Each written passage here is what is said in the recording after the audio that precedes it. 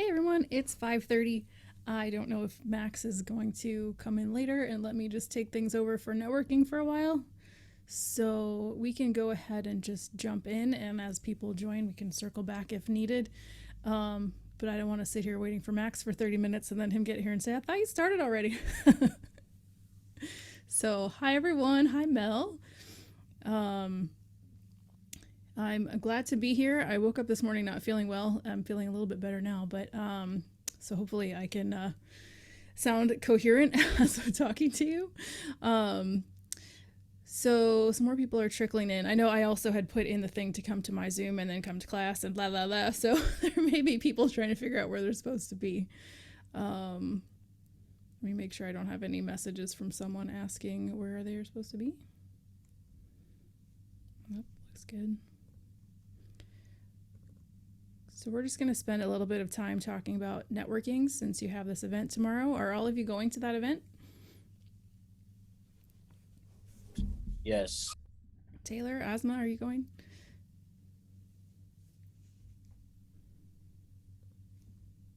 Up in the air right now due to scheduling. Okay. Well, the good news is this information applies to whatever events you might be going to at any time. All right. So we'll kick it off. Tomorrow's event is everyone knows where it is, and have you mapped it? You know where you're going. They just changed the location to a different space at Lemoyne. Sometimes the parking can be a little bit, at least the times I have gone, I feel like I'm parked and then I'm like, I don't know where I'm headed. So that would be rule number one of networking, right? Know where you're going. Give yourself enough time to get there. I don't think it's an event that it matters too much if you're on time. So if you want to be there when it starts, then you'd want to be able to plan ahead if you don't care too much. If you're only catching the last half hour, that would be very important to make sure that you don't get down to 10 minutes because you spent 20 minutes looking. Other questions you might have would be what to wear. So, this is a business networking event, so something at least business casual.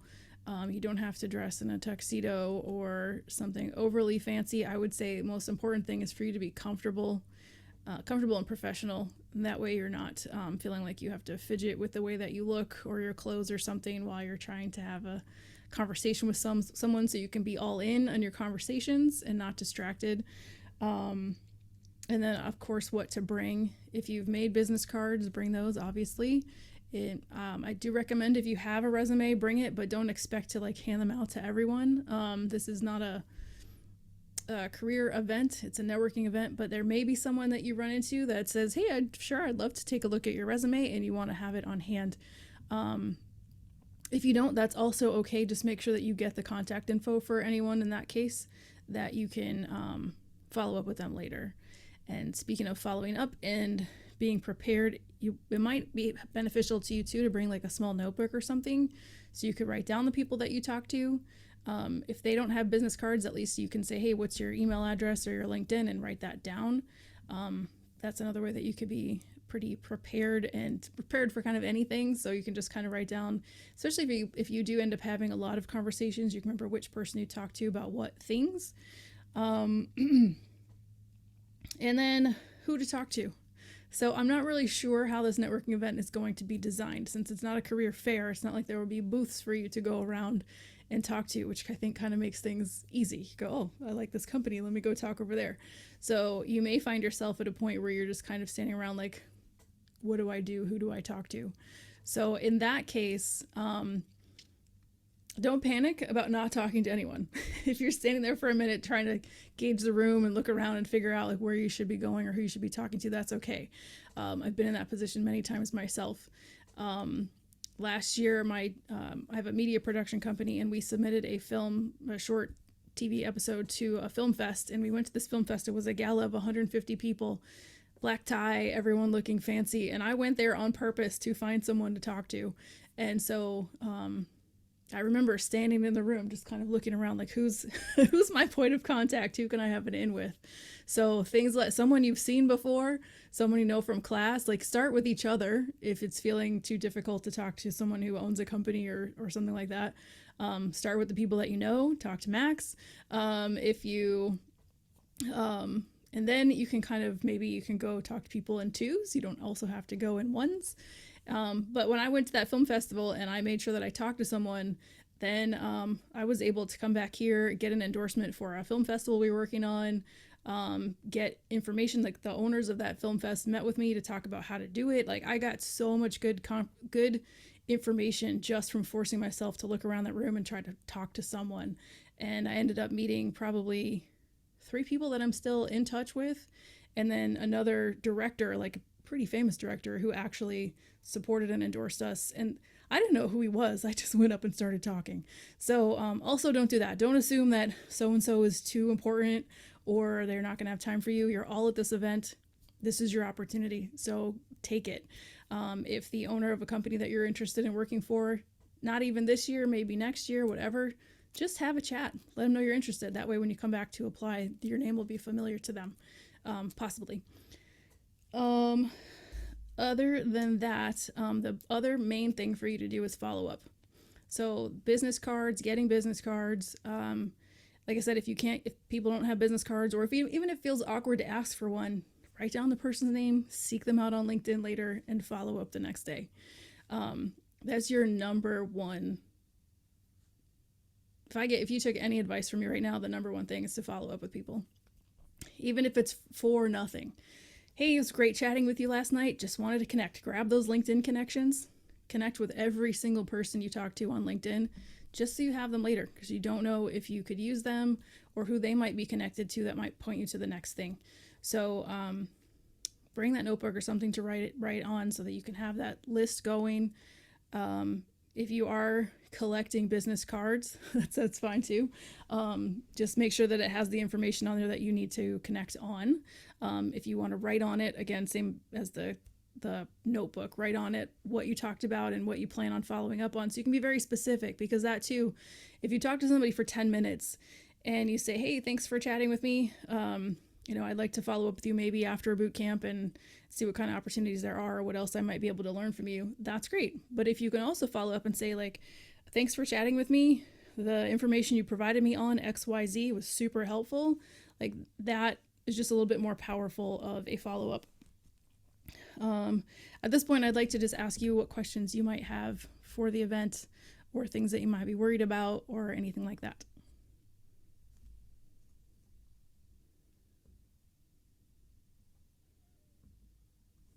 Everyone's all set? Ready to go crush it? Are there going to be food and beverage there as well? I can answer that one. There will be light food and beverage at tomorrow's event and more food at Thursday's event. That's the most important thing to know. How about icebreakers? Good. Let me address Mo's question, and then icebreakers. Genevieve, Yeah, I'm like super socially awkward. So walking up to somebody, I have no idea where the hell to start. So no problem. That was my next thing on here to talk about, was opening questions. So yeah, food and beverage. That's another place to find people to talk to. Hang around the food. Talk about the food. And then that can lead into, so what do you do? That's an easy way to kind of, people are stuck there for a second trying to figure out what they're going to eat. So, and I'm going to tell you too, like, awkwardness is okay. Just embrace it. I've had so many awkward encounters in networking events. Walked up to someone who, like, oh, you didn't hear me, and they just walked away or something. Like, it's okay. You're not going to die. And they're not going to remember you. No one's going to watch it and, like, they're all laughing at you. Like, it's not anything like that. So Genevieve, don't worry about being awkward. Just be awkward. And for that reason, like, I'll even come up to someone and say, like, hey, I know this is awkward, but I have no one else to talk to. How are you? And just, that can be your icebreaker. Like, oh, so this is my first networking event. I don't know what I'm supposed to say to you, but can we chat? Like, just embrace the awkward if that's the only thing you've got. That's totally fine. And they'll probably laugh and find that endearing, and it'll turn into a fine, natural conversation. But other things, the typical, like, hey, you come here often? Do you work for Lemoyne? Do you work here? How are you involved? How did you find out about this event? Those are all really easy, good starter questions. Like, the other thing, when you're looking for people to talk to, you can look for people in odd numbers. So if 2 people are in a conversation, it's a little bit difficult to, like, walk up and be like, hi, can I pop in here? I've done it, but it is a lot trickier. But if some people are in a three-way conversation, then there's always that third person who's not as involved. So it can be easier to insert yourself into a conversation of people in threes or fives. Because and then don't feel this is a networking event. People aren't talking about private stuff, or they shouldn't be. If you come up and you just kind of stand and listen for a while, hopefully the people there will say, "Oh, hi, welcome," and kind of bring you into the fold. I've stood there at times where people have not done that, and I'm not the jerk in the situation; they are. So, just if that happens, walk away and find another person or group to talk to. Sometimes people do get carried away in their conversations, and it's not about you. They're just like into it and they're not paying attention. So but yeah, things like that, just like, what are you here, what do you do? I mean, a networking event like this, what do you do, is probably the number one easiest first question to ask. And then then you return that with, because they're going to ask you then, what do you do? So this is where then you have to figure out, what are you going to say? I'm currently in Careers and Code bootcamp, and we've got like 2 months left. Not sure what I'm going to do after that, or tell about the day job that you have, or whatever that may be. Does that help, Genevieve? Anybody else have any ideas? Have you done this before? What's your go-to starter? Mel, what have you been doing?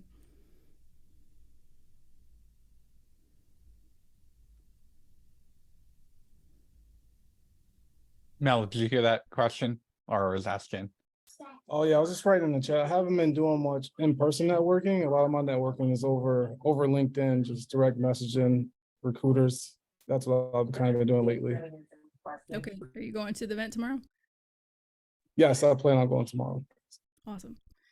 One thing that I just wanted to share on LinkedIn, to Laura's point on the follow-up, it is so easy, and sorry, Asma, you were the top of my list in Zoom, so I just grabbed your profile. But when you go to connect with someone, if you hit the connect button, it is so tempting to hit this blue button and just hit the send button.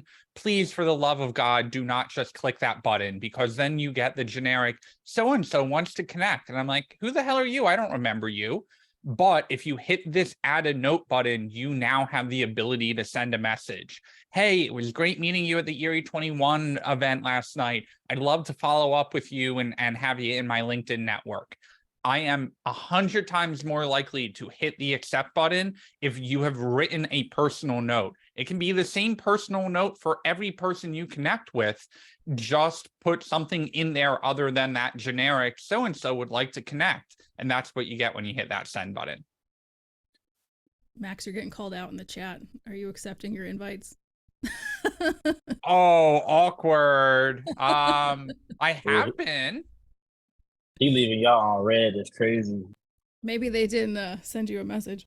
I'm like, is he trying to tell me something? Without telling me something? That Natasha, you're not sitting in my network tab. Screen, I will DM you the screenshot. No, now. but I do have an accept button on your profile, so I will get to the bottom. Oh, there's a hidden see all 30. There we go. I will catch up on these. Sorry. Wow, you're popular, dude. There, so 30. everybody's waiting. Wow, There light flex. I get a lot of people reaching out and they're like, hey, you're a CTO. Would you buy our stuff? And I'm like, no. So sorry, I will catch up on your student advertising requests lately.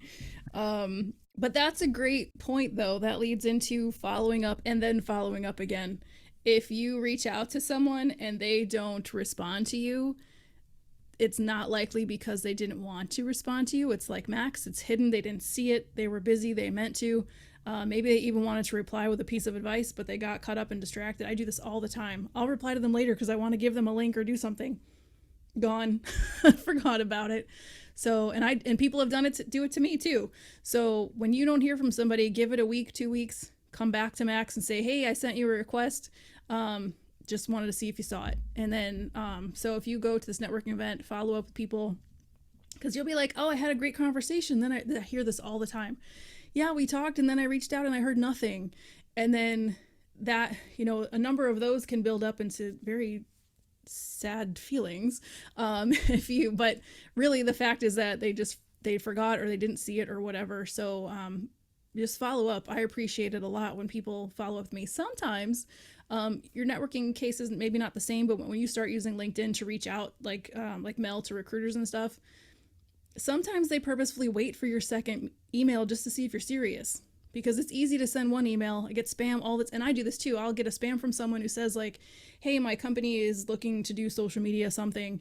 And I'm like, okay, cool. I'm not answering the first time. The second time you email me, maybe I'll consider it. But that first one is a spam that goes out to everyone. So there may be people too who just aren't going to respond on the first time that you hit them up. So not so much, again, like I said, in the networking opportunities, but in just LinkedIn in general when you start reaching out to things. Yeah, and Laura made a great point. Take a multi-prong approach to following up. So exactly what Natasha did to me. If you see them again in person or over email, the LinkedIn I get a ton of spam on it, right? But as soon as you send me a follow-up email, which is separate from LinkedIn, and say, hey, I'm trying to connect with you, I'd love to, grow out my network. If I get that email, I am instantly going over to LinkedIn to accept that, compared to if you just sent me another message in LinkedIn and it's now caught in spam and all of that stuff. So I wouldn't quite text or call the person, but if you have their email address or maybe a website form that you can fill out or something like that, take a multi-faceted approach to that. Yeah, and Max, can you go back to screen sharing the LinkedIn profile? I just want to point out where you can find the contact info. So if you are looking for someone's email address.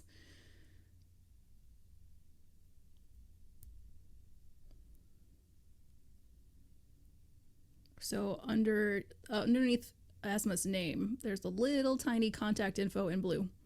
Max doesn't even know it's there. You click on that. This, even for yourself, you should add in here your email address. But if you're looking for someone else's profile and they haven't responded on LinkedIn and you want to try emailing them, that's a good place to look to see if their email is there. I'm trying to see if I have even followed that advice. Click on your contact info. Go back.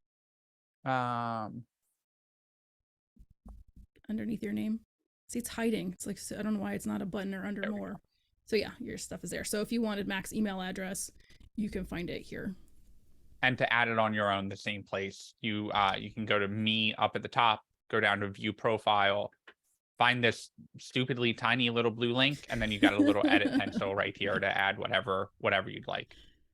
And that's a great place to also add like your dev pages and your portfolio. Yeah, you can add website and add in your GitHub link or your personal domain or anything you want there. Palash, you have a question?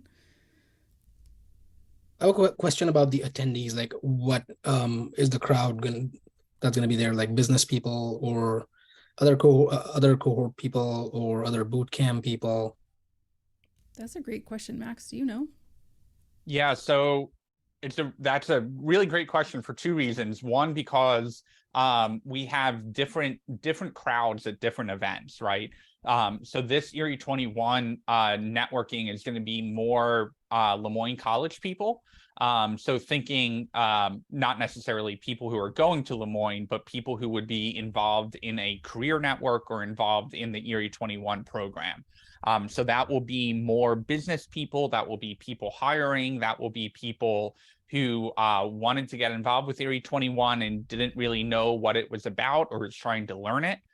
So reminder to all of you guys that you are Erie 21 students, right? Just because you're in the Careers in Code program, we operate that under the Erie 21 umbrella. So that's why you get access to the networking event and those kinds of benefits. So that will be, there will also be other Erie 21 students there, people in the certificate programs, a couple of our graduates will be there as well. But that will be more on the businessy, college-y kind of side of things. And it is specifically labeled as a networking event. So That is very different from Open Hack, which is more of a social event that, of course, networking happens at, but it's a very different vibe than what you would get at an event held by the college. So on Thursday, it is very clearly a happy hour, right? It is meant to be networking and is meant to build a community, but a very different vibe there. Everyone there will likely be drinking or hanging out or eating, and that is more of an opportunity to meet fellow Careers in Code alumni. So that is less professional, still professional, right? You want to meet people there, and there may be some people there who are interested in enrolling in next cohort. There may be people there who have graduated. There may be guest speakers there. All different kinds of people there, but a different crowd on Wednesday than you will get on Thursday, just based off of the simple title of the event, which is kind of interesting. I will follow up to that. So like in most of these networking events, like there's all other, like we are beginners, but there's like all coders and programmers with different levels of expertise. Like where do we stand like against them? Like, for example, we want to walk up to a business person who might be looking for some connection. Like how do we sort of not really compete, but yeah, compete against them? See what I mean? Take that, Laura? Well, first of all, I think, no competing. Both of these events should just be fun. And I was going to say also before we left here today that anytime you go to any networking event or a place where you feel like you could network, you don't know if the person holding the door for you is the person who's going to be the one person you need to meet, or the owner of Fortune 500. Someone might know a cousin, a friend, a family member, or just, we all connect to different people in different ways. So you might just hit it off with someone who you just never expected it. So if you go in there like, I want to meet this person, you might miss all the other opportunities you have to like just talk to a stranger who might be that person who's going to open a door for you. And I don't know what level of people are going to be at the event, if they're going to have the business owners or they're going to have other coders or whatever. So I would say the best thing you can do is just go in with an open mind to just try to make some connections, and not like, again, this isn't a career fair, so it's not like you're going to walk in here and leave with a job. But try to make some connections in the right spaces. So if you have an idea, this is where having some idea of what direction you want to go after boot camp is helpful, because then you could talk to people and say, I'm looking for this kind of opportunity, and they can tell you, I don't know nothing about that, or my cousin has this company, or my friend does this, or whatever. But Max, you can add to that. Palash always asks the best questions. Yeah, no, I totally agree with that. And I think the same rules apply to dating that they do to networking. Get them talking about themselves, right? This isn't the opportunity to go up and be like, hi, I'm in the job market, please hire me. Get them talking about what they do, what their company is, what their job roles look like, what they do, right? They may go, oh, I'm a doctor. Oh, really? Well, what kind of tech are you using in that field, right? What's your 9 to 5 look like? Just get them talking about themselves, because oftentimes at networking events, when you do eventually get that job, even though that might be 6 months down the road, they may not have any openings right now. But in 6 months from now, when you apply to that job, you're going to bubble up and they're going to go, oh, I'm connected to this person on LinkedIn. I remember meeting them. So this is less about getting hired and more about just building that network and getting connected to individuals who are open to hiring people from a non-traditional education background, or they are there because they want to network with you as much as you want to network with them.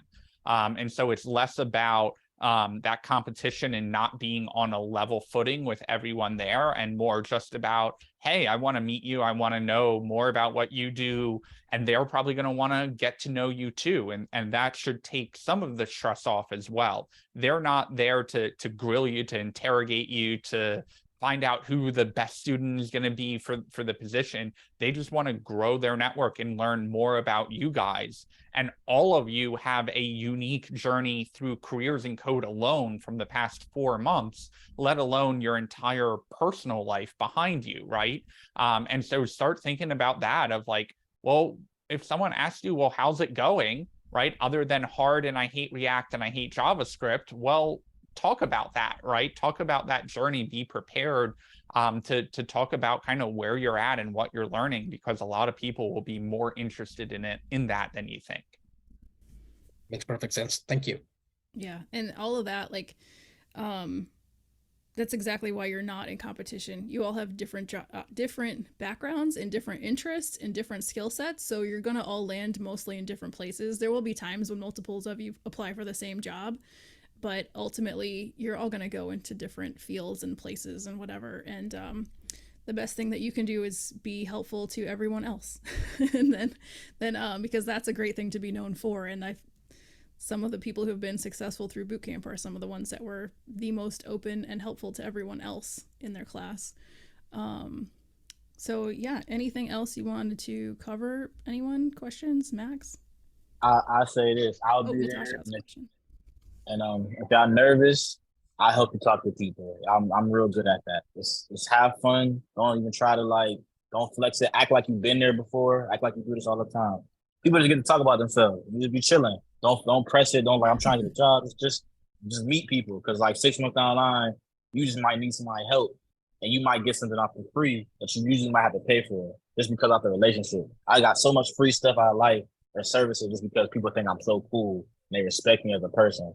So just be yourself. Everybody in this class seems like a very stand-up person. You just show who you are, stand on what you stand on. People respect authenticity. So if you're nervous, I help anybody. So I like this type of stuff. That's absolutely true. Natasha, what was your comment or question?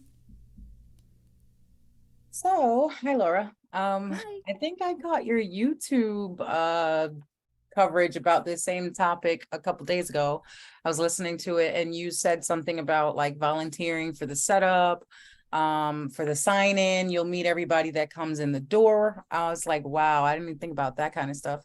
But actually what I was wanting to ask about was a student business card, but I Googled it while I was waiting for my turn. So I see that it does exist, but is it commonly used? Cause we're not full stack yet. So Right. How do you get people to, contact you back?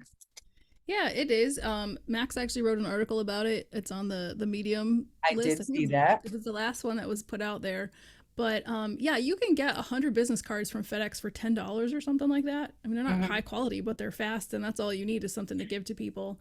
But I will say, if you don't have a business card, that's fine. Just make sure you're getting other people's contact. I actually prefer kind of not to, because no one ever follows up with them. So you give someone a business card and then it goes into the void. But if I get your information and I follow up with you on LinkedIn, I'm in. So put it on yourself, not on them. You can hand out 100 business cards and no one, maybe a few people might look at it. Now it's still good practice. It's still kind of expected, but at a networking event, a little bit less than maybe a career fair. But it's not bad to have. Just here's my info. And then maybe when you reach out to them, they're like, oh yeah, I had her card. It's just another little piece of remember me. And you can put something creative on there, your favorite quote, something, all things that kind of help your personality stand out from the crowds of people they might have been talking to. So yeah, if you have time to do it, it's not a bad idea. Okay. I mean, I didn't want to mislead the information I was trying to portray. I was really just trying to ask if students typically use business cards advertising themselves as students. Yep. I think it's even becoming a little bit more common now. A lot of college kids will do it and stuff. Okay. And don't read too much into the name of business card. Yes, that's where it got started. That's where it was from. But the other thing I would say is don't get wrapped up on the title. If you're not confident in saying software developer or software engineer on your card yet, don't put it on there, right? Just put your name on there. I like putting the title on because they're going to go, oh, that's right. This was the software developer I was talking to at that event, or it's going to give them a little bit more context into contacting you. But I completely agree with Laura that you holding the power, you getting their contact information is more empowering, but it goes for a smoother transaction when they hand you your card, or when they hand you their card, that you can return the favor and hand them a card. But business card is not a death sentence. It is not the card that you will use for the rest of your life. I've probably had 10 or 15 different business cards at this point, 10 years into my professional career, right? They change, they evolve. You work at different companies, you get a new domain name, your email address changes, like whatever it is, you're gonna print more business cards. So just get over that initial hump of name, email address, maybe your phone number if you want it. You can skip it if you want, your website, and just get it out there, right? No one is going to look at your business card and go, oh, this is beautifully styled. All right, I wasn't going to contact them before, but now I will, right? They're just looking for that contact point. And so it's more of just something to have at the ready, because it's always awkward if someone says to you, oh, how can I get in touch with you? How can I follow up with you? And you're like, hand me your $1,000 phone and I'll type my email address in it. Some people may be up for that. Other people are going to be like, what do you mean you don't have a business card? This is a networking event. It is not too late to get your order in at FedEx office or Staples. You can submit it tonight. You can pick it up on the way to the event. If they turn out horrible, if you realize there's a typo on it, don't worry about it. You do not need the business cards. But if you're attending those networking events, it is a good thing to have in your back pocket. Thank you, sir. Yep, absolutely. Good job, Palash, handing out cards to food truck owners. Like, you just don't know, like, the opportunity, this great thing to have, just to say, oh, I mean, you could run into somebody for 2 seconds and not have time, like, this is a side, like at the grocery store, and just be like, oh, call me later, here's my card. But I was also gonna say, on top of what Mo said, is like, I have a friend who is the biggest social butterfly, and we went to Hawaii for a vacation, well, for actually a business meeting, but she talks to everyone, and it always starts with a compliment. I love your shoes. I love your hair. Oh, where'd you get that? Oh, I want one of those. We got in so many places free, and such good advice from other people on what to do in Hawaii. Like, just make yourself a people person. I know sometimes when we're in like coding careers and engineering careers, we tend not to be people persons, but just talking to people, and that's a compliment, goes a really long way too. So even if you're just like, I don't know what to say, but God, I love your shoes, just say I love your shoes and see what happens. And then I can't remember. I was going to say somebody, Rain asked about dress. So on at Lemoyne, business casual, it is a business networking, but happy hour, I would say dress yourself. Don't look like a scumbag, but people are you're coders. People come to work in jeans and t-shirts. So I would say, again, I touched on this a little bit earlier, just be comfortable so you're not feeling awkward or shifty in your clothes. You want to be able to focus on the conversations that you're having. And then lastly, I wanted to ask Kyle, because I know she's been to lots of networking events, and this was not your thing you were looking forward to a whole lot. You have anything to share? Just that it gets easier with practice, I guess. And that is so true. You're not looking for every person you meet to do anything for you, but you're looking for 1 out of 100. So I'm here at Careers and Code because I was networking. When I moved to Syracuse, I started networking, and people kept introducing me to Jesse. You gotta meet Jesse. You gotta meet Jesse. The third time someone said you gotta meet Jesse, I finally met Jesse, and he was like, we're looking for a career coach. Cool. You're in. You're it. So, and that's what you want to happen. Talk to as many people as you can until you meet that one person who's like, we kind of need you. Cool. It's a lot easier than submitting applications.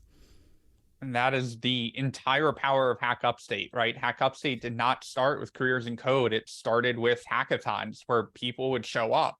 And why do companies sponsor hackathons? Because they think, oh, if someone's willing to give up an entire weekend to just like meet new people and build something really cool in 24 hours, chances are they would be a really good employee at our company, right? Well, that Hack Upstate network has grown, and that's why the general channel can be a little scary in our Slack, because it's got, I think, over 1,000 people in it, right? That is the network. That is how I am teaching at Careers in Code today. I was at another boot camp. It shut down. I met Jesse. I attended the hackathons. I've got 19 different t-shirts to prove it. And now, you know, Jesse said, hey, we're hiring instructors. And that's the network that goes from there. And there's a great book called The Tipping Point by Malcolm Gladwell. And he talks about there's 3 types of people. There are the mavens, the salesmen, and the connectors. And it is so intimidating to see some connectors at work and you're like, I'm never going to be like that. I'm never going to be a social person. That's okay. You don't need to be, right? You don't need to be that expert. You don't need to be the person with 9,000 connections on LinkedIn. All you need to do is get out there and talk to people, because as soon as your name is known, it's not about the job opportunity that you're getting tomorrow that you're leaving with and applying as soon as you get home. It's about meeting that people, learning about the network. And that's one of the very reasons I'm in Syracuse, right? Yes, Syracuse is a small city. That's not a bad thing. That's not a death sentence. That means that your network can grow faster because everyone knows everyone. And even if they don't, you could foster a connection for someone else that could ultimately pay you back, and they could follow up and go, hey, there's this job opportunity. I can't take it right now, but I think you'd be the perfect fit for it. Or there are things about entrepreneurialism, and everyone needs technology, right? It doesn't matter that they're operating a food truck. They may need help getting Square set up for taking credit cards, and you could learn about that and do that, right? Yes, it's not software development, but that might be income. That could be a great business opportunity. You know, Kyle has had some career opportunities just from networking and knowing people, and now she's starting contract work or continuing contract work, and that's additional income. So networking is we're not just taking 2 days off for the sake of taking 2 days off from class. It is very, very important, but don't stress yourself out over it. Yep, that's all I was gonna say. Just go and have fun. That's and people are having fun, so just go there and do the best you can, and if things are awkward, just lean into it. That's my favorite. So, and if anybody thinks of a question or has anything afterwards, feel free to send me a message on Slack. I'm gonna try to come. I can't come tomorrow, but I was gonna try to come Thursday, but I was not feeling well this morning, so we'll see if it goes away and I'm good, then I'm good. But if it's still here tomorrow, I'm not coming. Appreciate your caution. Any final questions for Laura on networking? Even if you think it's a dumb question, dumb questions in networking, I think is an exclusion to the dumb questions rule. I think you all got it. Just go have fun and follow up. Awesome. Thank you so much, Laura, for coming in. Okay. Hopefully we will see you on Thursday. Yeah, I hope so. Have a good class. Feel better. Bye. All right. Any questions for me now that Laura is gone? Do we feel a little less intimidated by networking? I think Laura's advice of if you need help getting started, you can come find me. I'm not sure if Jesse will be there tomorrow. So you can go find Jesse, go find your fellow students, strike up a conversation about them. And they say the best communicators are listeners. They say you should use your ears 90% of the time and talk 10% of the time. That's obviously a problem for me. I talk 90% of the time and don't set a good example for you guys. So don't be afraid to kind of hang out. Don't be the awkward one in the corner just sobbing into your drink. Go listen to other conversations, right? You don't have to feel like you have anything to contribute in order to do that. You can listen in, see what other people are talking about. Try not to be in a massive herd of students that, you know, the other networking people there are the predators trying to break into that herd. That's not what we want, right? This is more about your opportunity to go in, learn about what other people are doing. They are not there to intimidate you. They are not there to make you nervous. They are there because they want to be there, and they want to learn more about what you guys are doing and hear about your journeys. And that's all that it's really about. You don't need an elevator pitch rehearsed in practice. Oftentimes you'll be joining in on a conversation where that is not the case, but there are times that people will come up to you and say, hey, what's going on? What are you doing? What's your background? And it is a very common question to start a conversation. So don't panic, have something practiced if you want. You know, that can be something as short as, hey, I'm a student at a boot camp. Do you know about careers in code? Because depending on when that is in the event, they may have heard 40 times what careers in code is already and know that it's a 6-month program and know that what you're learning is full stack. And definitely tailor your pitch to who you're talking to, right? Hey, I'm a careers in code student. I'm learning full stack web development. What's your background? Because if they go, oh, I'm a full stack web developer too, ask them about their stack, dive into what they're doing. But if they're like, oh, I'm in HR, what's a software engineer? That's going to be an entirely different explanation than if they write code 40 hours a week, right? And so know who you're talking to, ask questions, pretend like it's dating, get them talking about themselves. Everyone thinks the date went well when they are the one who talked more than the other person. But you all have interesting backgrounds and journeys, and go from there. And I don't think there will be alcohol at tomorrow's event, but there will definitely be an open bar at Thursday's event at Maxwell's. So, oh, Jen, thank you so much for asking that. On Wednesday, the event has moved. It is not at the Science Edition patio because it is going to be 90 freaking degrees, and no one wants to see us just drenched in sweat and people wearing suits. So it has been moved to Greenwin Auditorium. That is in the same building that's like kind of connected that we've had classes in before, except it's on the first floor of the campus level. So if you're coming up the hill and in those bottom doors, go up one floor and make a right, and it will be kind of by admissions. There are no signs for it anywhere, but it is, if you follow the signs to admissions, it's right in that area. If you are coming in from the quad level, from like the campus level, when you walk into the doors, make a left, keep heading down towards admissions, and then you will see the Greenwin Auditorium. And if you're lost and crying and like can't bring yourself to bring yourselves in the door, shoot me a message on Slack. I'll have my phone on me. I will come find you and help you get there.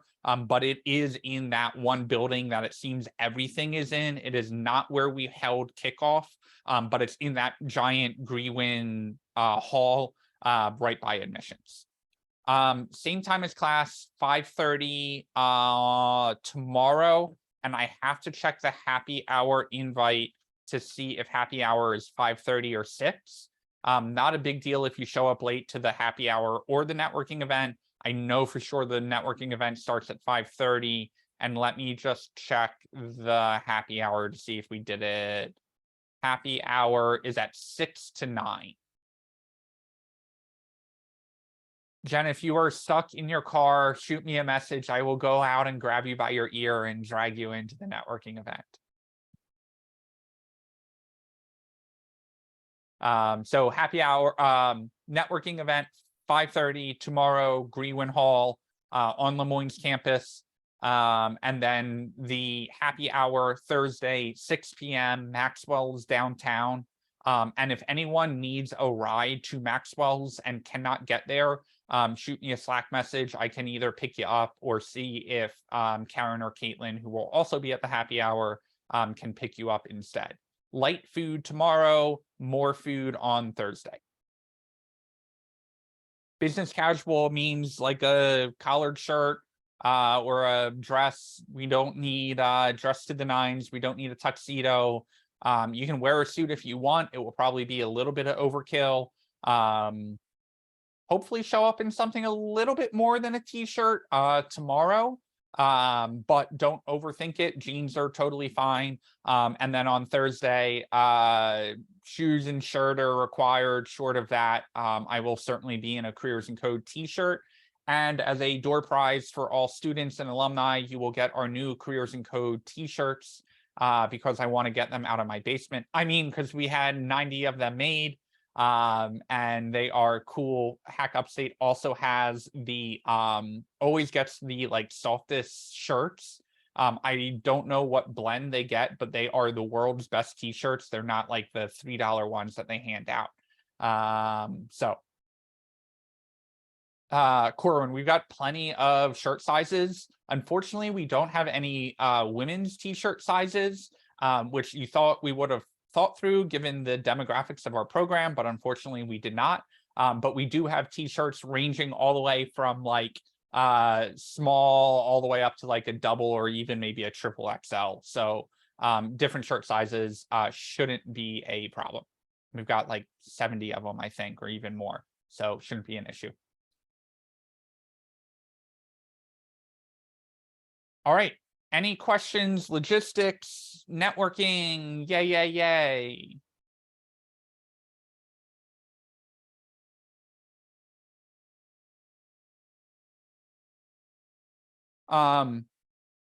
Rain, shoot me a message. We'll find a way to get your shirt. I don't know if you'll be at the networking event tomorrow instead of Thursday. If you will be at the event on Wednesday, but not on Thursday, shoot me a message with your shirt size. I'll bring you your shirt to the networking event then. If you won't be at either, we will make sure to get you a shirt either at graduation or wherever.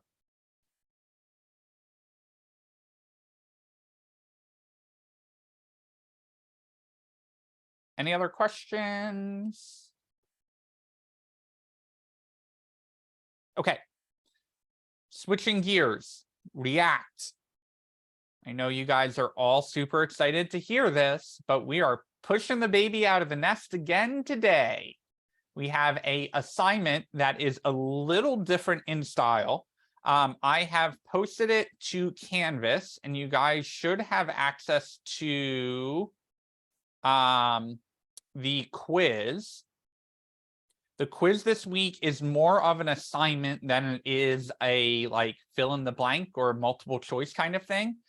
So if you take a look at the questions, it will say create a new React project from the terminal. I want you to actually go on your computers, fire up the terminal, create your React project, right? Then there's a question here, type in the command that you use for this question. So that's just a couple words. I know it looks like an essay. I know it looks like a paragraph. I don't need an entire explanation. Just type in the command that it takes to create a new project.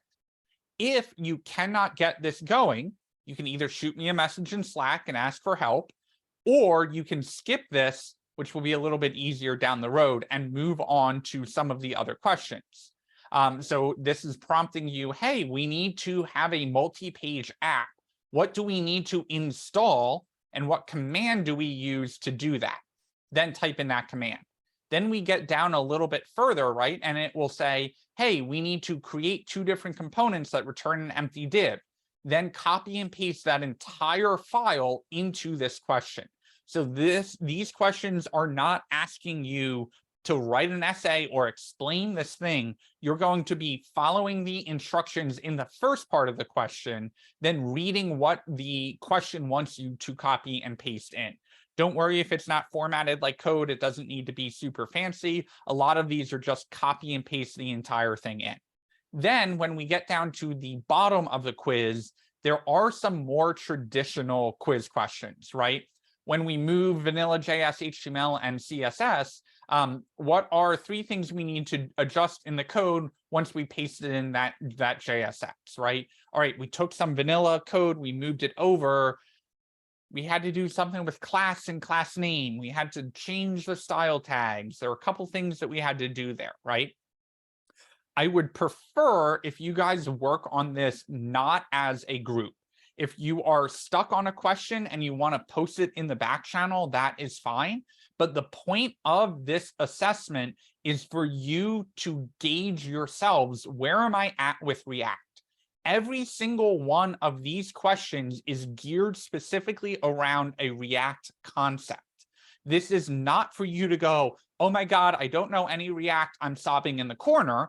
This is for you to say, hey, What about React don't I know? What concepts do I need to revisit? What documentation do I need to go back in the React.dev website and figure out what I need to practice? Or where did we do this in class? Because every single one of these questions, I can point you to a video in the past week and a half and say, this is where we did this. Go look at that code, go look at that video, see if that helps you. And if it doesn't, you need to schedule a one-on-one and come into that one-on-one and say, hey, I don't know how to do this question at all. I asked a fellow student, said, this is how you do it. I still don't get it. I intentionally put a lot of wiggle room into these points. So if you aren't able to do all 18 of the questions, 18 questions, it is okay to miss 1 or 2 of them. You will still get full credit for the assignment. I'm going in and manually grading these. These are meant for you to say, hey, we covered 18 different concepts in React. That's a lot. And a lot of those concepts, we didn't have a slide to learn it. We just saw how we did it in the code and then did it. So this assignment is meant to connect you back in to figuring out what do you know about React and what do you not know about React. Everyone take a minute, read through all 18 of those questions and see if your first gut reaction to any of them is, I have no clue what he's asking here. I am going to post a link in the chat. Shay, I'm just seeing your question in the chat. This is, don't think about this as I need to take this quiz. Think about it as I need to do what the question is asking me to do in the project. And then after I'm done doing that step, I'm going to put the answer or the code back into the chat. So this is less about, please give me an example of why you would use the command, blah, blah, blah, blah, blah. More about, I'm going to go do this step. And once I'm done with this step, I'm going to post that step and what I did in the code back into the answers. So it isn't going back and finding it in existing code. It is practicing doing those steps and then kind of pasting it back in.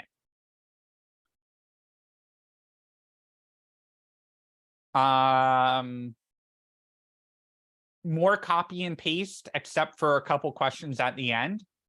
It's more copy and paste, less about doing all of the steps and then going back and putting all the answers in. It's more step by step and pasting as you go.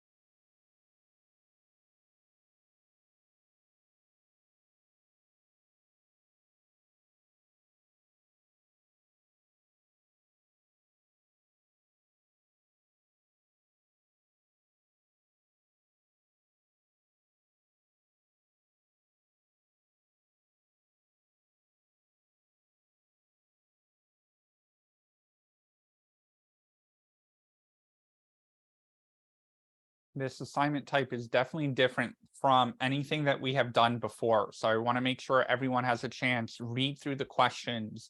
Does anyone have any initial horror at any of the questions? Doesn't know where to start.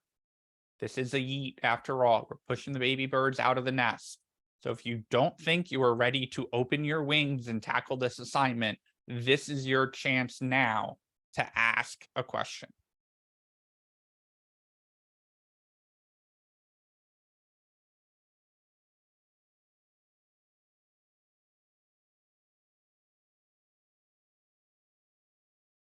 And this is a brand new assessment. We haven't done this before. So you are not only baby birds getting pushed out of the nest, you're also guinea pigs as well.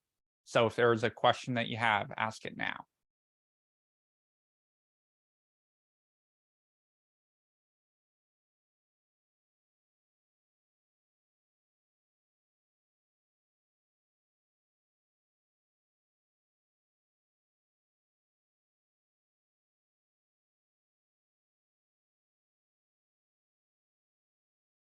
Okay.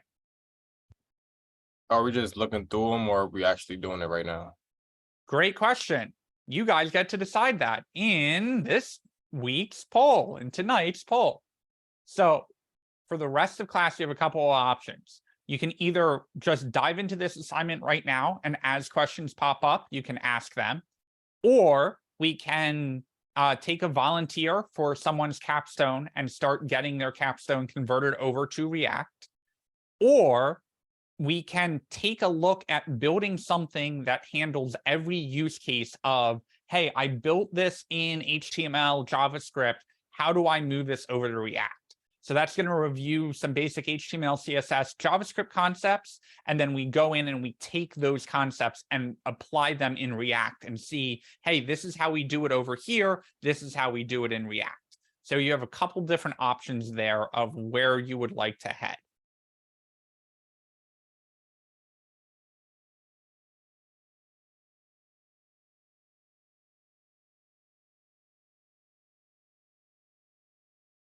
And the problem is, whenever I do a goddamn poll, you guys always tie the options. What makes it work? Max. I'm so undecisive. So I'm sitting here trying to pick which one I want to choose. Rain, did you have a question? Yeah, for question number 9, you want us to really aim more towards that class name, or can we do CSS the other way? For question 9, I want you to do class name. For question 10, I want you to use the style prop. Okay, use class name. Okay, thank you.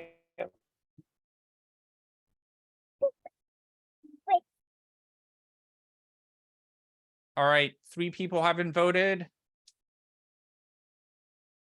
Going once. Going twice.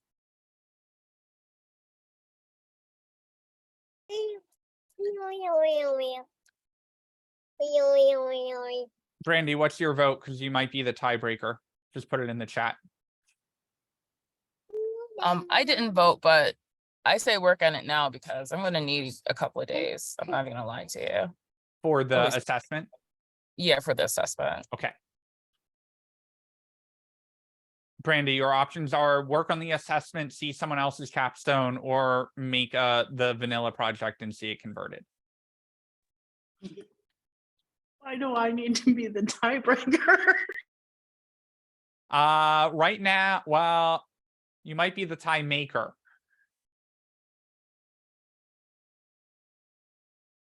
Okay. I don't know. I don't like this. There's too much pressure. Somebody else pick. Nope, I'm done. Okay. All right. So we are split. So what I think we should do, I'm going to open a breakout room. Whoever would like to work on the assessment can go into the breakout room. No hard feelings. We are going to do that project in vanilla HTML, CSS, JavaScript, then work on converting that. If you are curious about that, it will be recorded and part of tonight's video on YouTube. So if you want to go work on the assessment and catch up on that conversion down the road, that is totally fine. So we will start that project. I'm going to open up the breakout room, and then you guys can choose if you want to work on the assessment, go into that breakout room. You can support each other, but please don't try and do the assessment as one big group. This is about you more self-assessing what you know and what you don't know than it is, hey, I just have to get this assignment done. chances are if you can submit that assignment or the majority of the assignment, you're going to get full credit for it. So this isn't about, I need to get the right answer. This is about you finding out more about what you don't know. Next week, we have a project week coming up. That is your chance to catch up on any assignments. That is your chance to ask about React concepts. That is your chance to, we're going to do the portfolio website. We're going to go back to the portfolio website, convert that to React, get a little bit more experience there.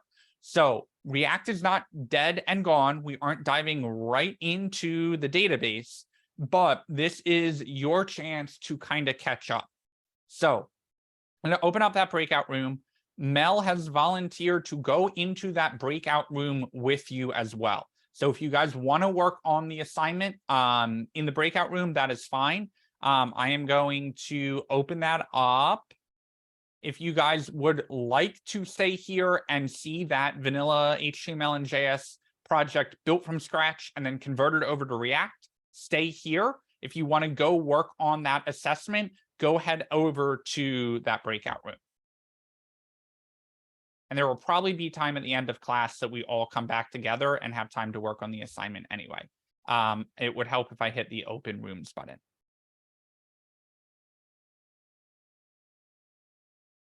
So you should be able to switch yourself over to the breakout room if you want to work on the assignment.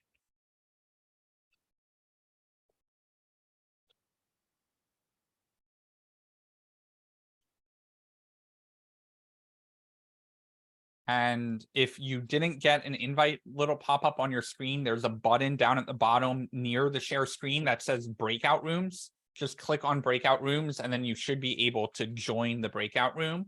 That is only if you want to work on the assignment instead of the React project from scratch.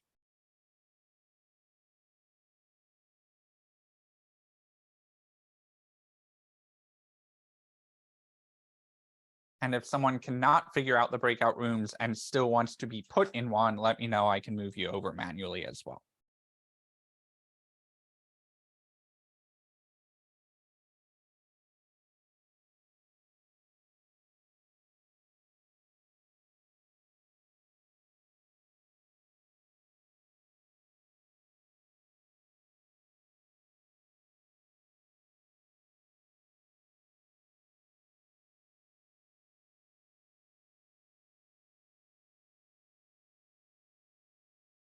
Everyone where they want to be. Last call. Anyone need help in a breakout room? Can move you manually if yours is not moving. I will say that you are not actually using the results of the poll. There are way too many people here, but that is okay. You know I think me. it'd be easier to do the quiz after we go through another round of this, huh? Right. I never got a link, so I'm here.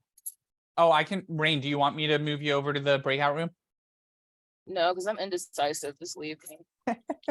I think a lot of people are there. They're like, too much effort to join the breakout room. We'll get more practice.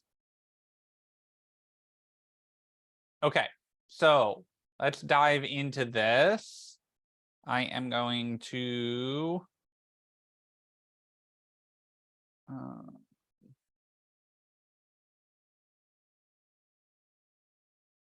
one second.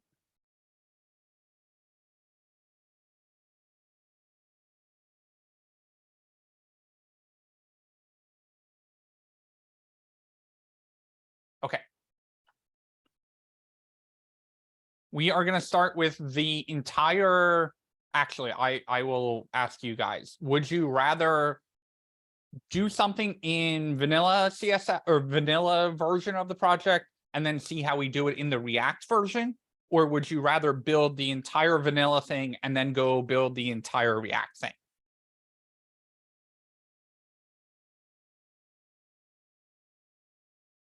Throw your answer in the chat.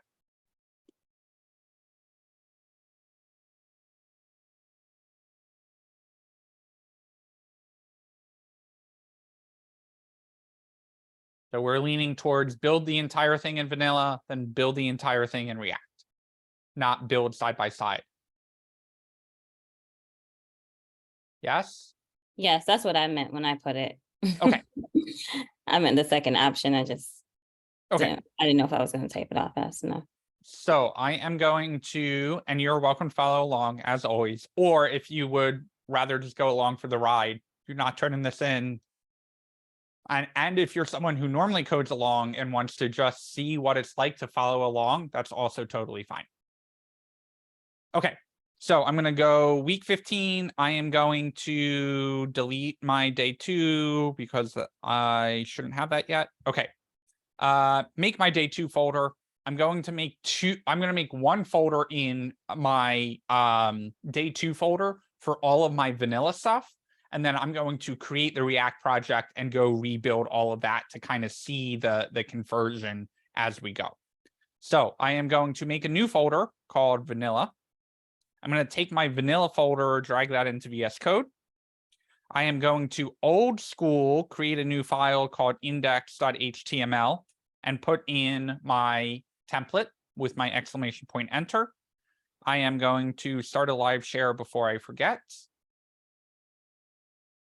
and put that in the chat. That is the vanilla live share link. I will have another one for the React live share in a second. I'm going to create my style.css and go to my index.html and throw in my link rel style sheet and my href to my style.css. And I'm going to also create my script.js. And in my index.html in the body, throw in my script src equals script.js. Then I am going to go live and get my white page over here, and I am good to start building. So there are 9 things that we can do in our vanilla JavaScript or HTML and CSS that are slightly different than how we do it in React. That 9 things is not an official answer. That does not come from the documentation. That was me sitting here for 3 minutes thinking about what are all the different things that we need to do in React that are a little different in HTML. So we're going to build this entire project out to touch on every one of them. However, this is your opportunity as we're building this out. If you have questions about any of these, even if it's going all the way back to week 1 of figuring out how HTML and CSS works, now is your opportunity to ask the question. No stupid questions tonight. Or if there are, I will promise not to call you out on it. Just kidding. No stupid questions. All right. First thing I'm going to do, I'm going to make an H1. And I'm going to say, hello, world. Now I'm going to save that and come over here, and my hello world shows up. Okay. How do I style that? Well, there are 2 ways of styling it. Because I'm in vanilla, I can throw a class on there, and I can say, hey, that is going to be a class of red text. Well, in order to style that, I head to my style.css, I do a period, and I build out my red text, and I make that a color of red. All right, that's one way to style. The other way to style is I can go in here and add a style tag. And in my style tag, I'm going to throw, I don't know, a text decoration on it of underline. I save that. I come over here. Now I've got my underline rocking and rolling. Lucky for you guys, I just thought of a 10th thing that we need to do differently.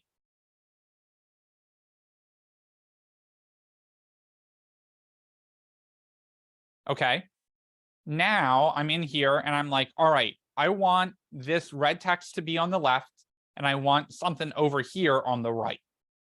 That screams grid. So I come in here, I say, all right, I'm going to throw everything in a div class container. Then I'm going to make my div class row, and I'm going to put 2 columns in that. One is going to be my H1, and the other one is going to be another div that's got a p tag in it that says second column. I come over here, and I don't get my columns because because Plosh is beating me to the punch. We need Bootstrap to do that. So we go to getbootstrap.com. I know I'm going a little fast here, so if anyone needs me to pump the brakes or is trying to follow along, just let me know. I go to my docs, I go down, I grab my link tag, I copy it, I paste it above my style.css, I save, I come over, and now if I remembered my class of col, now I've got my left column and my right column working for me. I mean, grid doesn't always equal Bootstrap. There are ways to do the grid without Bootstrap, and there are ways to use Bootstrap without the grid. However, the grid, the way that we know and love how to do it with rows and cols, does not work without Bootstrap. There are other ways of doing the grid. We haven't covered them, but yes, if you try to use the grid with your rows and cols and you notice it's not working, there's a good chance that you don't have your Bootstrap installed. Okay. Now let's make it so when they load the page, we get something happening down in the console. So in vanilla JavaScript, that's really easy, right? That script.js loads automatically when the page is created. So we could put it like a console log down here that says, hello, fellow developer. Why you in my console? And we get a console log showing up. All right, pretty simple. What else can we do JavaScript for? We can throw in a button. And on that button, we can say something like, click me. And if they click the button, we want something to happen. So we say on click, they done clicked the button. Now, if we come over here and we hit the click me button, we get they done clicked the button is not defined. Okay, well, how do we define that? We take this, we go into our script.js, and we make a function. And that function is going to alert you clicked it. So we save, we come over, we click the button, and we get you clicked it. Pausing there if anyone is following along to catch up. See, does anyone have questions?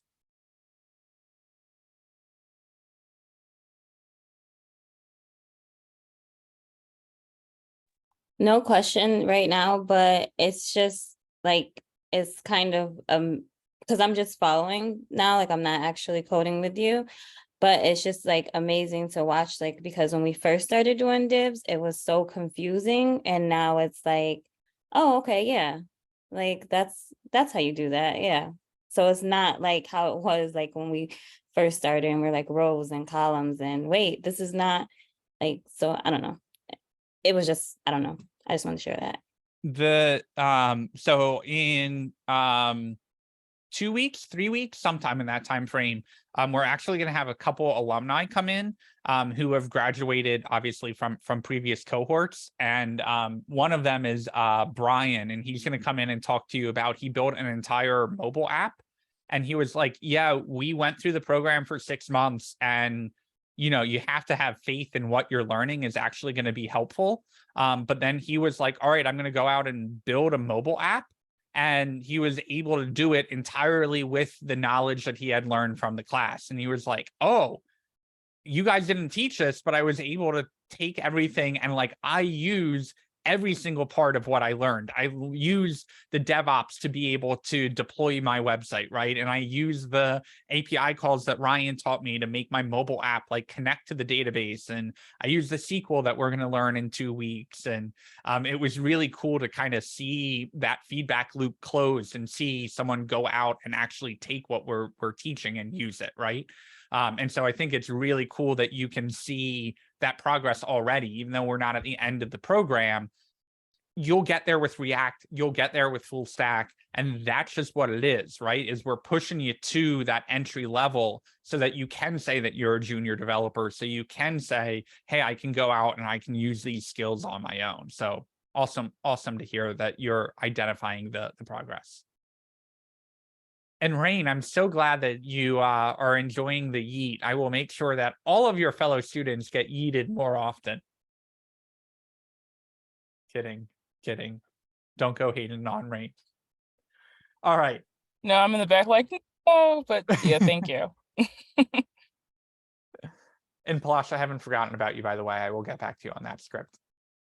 I actually I went over and I used like a little bit of Chat GPT to instead of like I don't know, put in like instead of hard coding it, I don't know, like using the different like dot map, dot filter to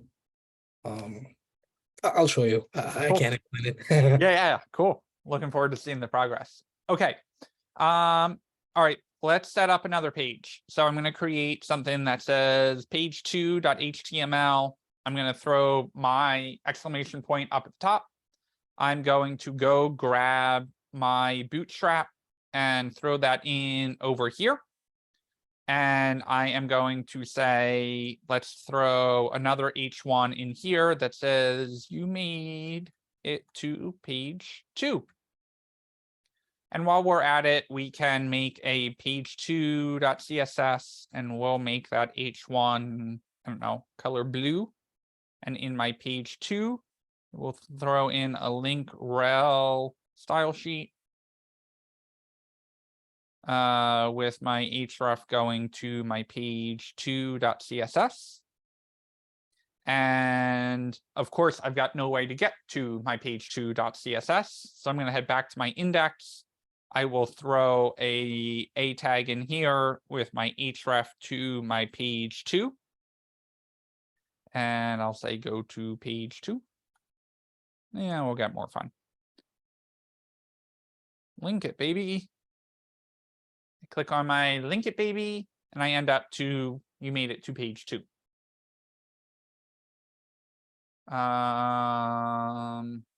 Okay. We could also do something that says, hey, I'm going to make, I don't know, some random input on this page.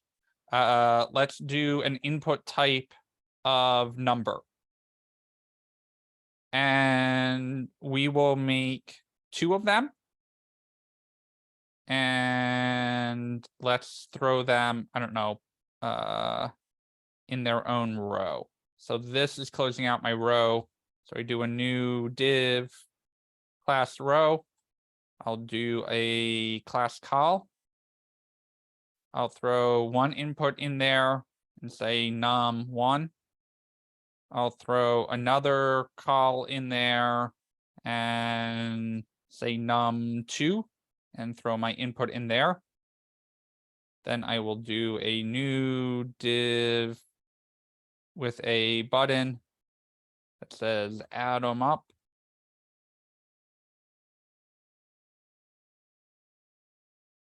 Num1, num2, I want to click the add them up button and I want that result to show on the page. So I come in and I say on click equals add numbers. We save. We have to have some way to connect in and get these numbers out. So I'm going to say ID equals num1. ID equals num2. Then I'm going to go into my script.css and say const add numbers is going to say const num1 string is document get element by ID and get num1 and then get the value out from it. Come on, there we go. Num2 str is going to do the same thing. Document get element by ID num2, and it's going to get the value out of that. And then we are going to say div ID result is going to say document get element by ID result. And the inner HTML of that is going to equal, if I parse out the int from my num1 string and I add a parsed int from my num2 string, it should let me type in 2 numbers and get the result.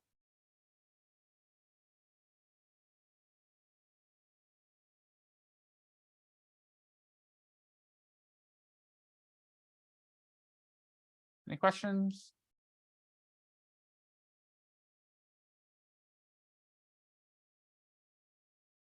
Okay, last thing we'll do, and then we will go on break.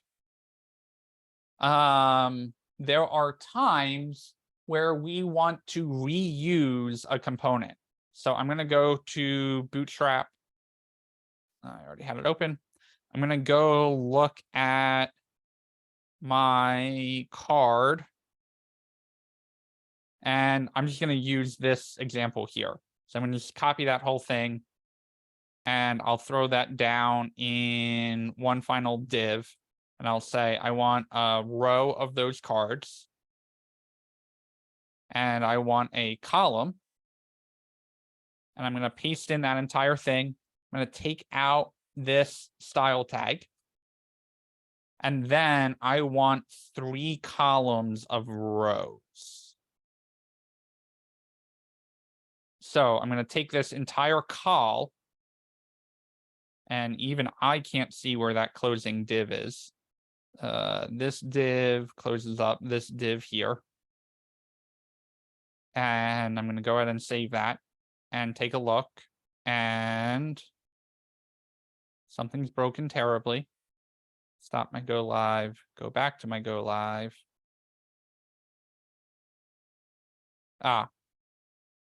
Always got to be careful with your copy paste. I want the col, not just the card. So I want each card to be in its own col. So I save that. Now I got my cards, and I'm just going to change this up. So let's say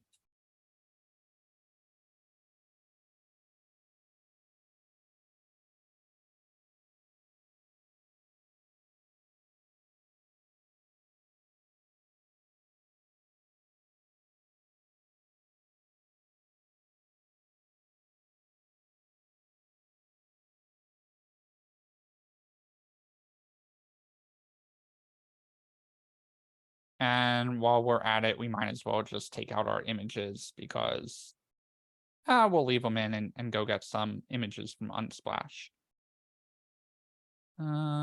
Sponsored. This one isn't. I'm gonna right click, copy image address, and drop that in right here.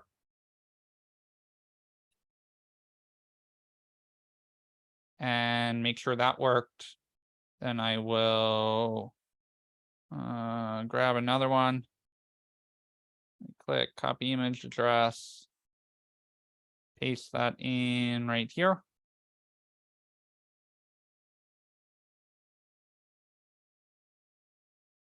And grab this one, copy image address, and dump that in for my last image.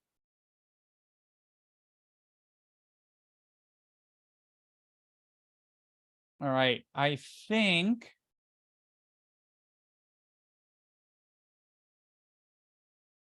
I covered everything that I wanted to.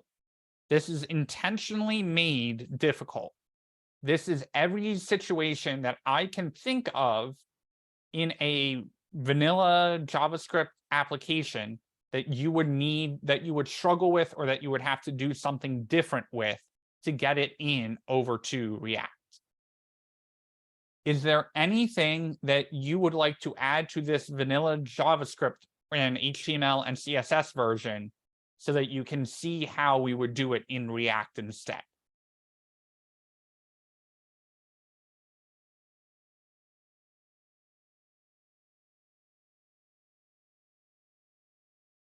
Maybe a CSS animation? That wouldn't be any different in React. Well, you could make an animation in React that isn't using a CSS animation. But the animation itself, if it's working with a class name, it should work exactly the same in React. And the navbar core win won't be any different than how we're going to tackle these reusable cards. So that won't be any different itself.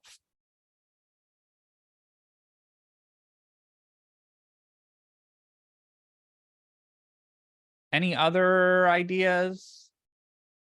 Kenny, shoot with your question. It's about the router stuff that we learned last time, where we had to download the React router DOM thing. Yep. I tried doing that with my capstone, and I follow along, did the links and everything, but for some reason, like, it's not really working with my capstone. So we're gonna cover that right after the break. So see if that shakes something loose, and if it doesn't, either at the end of class or schedule a one-on-one, and we can take a look at it. Sounds good. Anything else before break? Okay, go on break, be back at 7:25. We will start converting this over to React and go from there. Can I copy this code though? Yeah, absolutely. And I'll leave the live share open.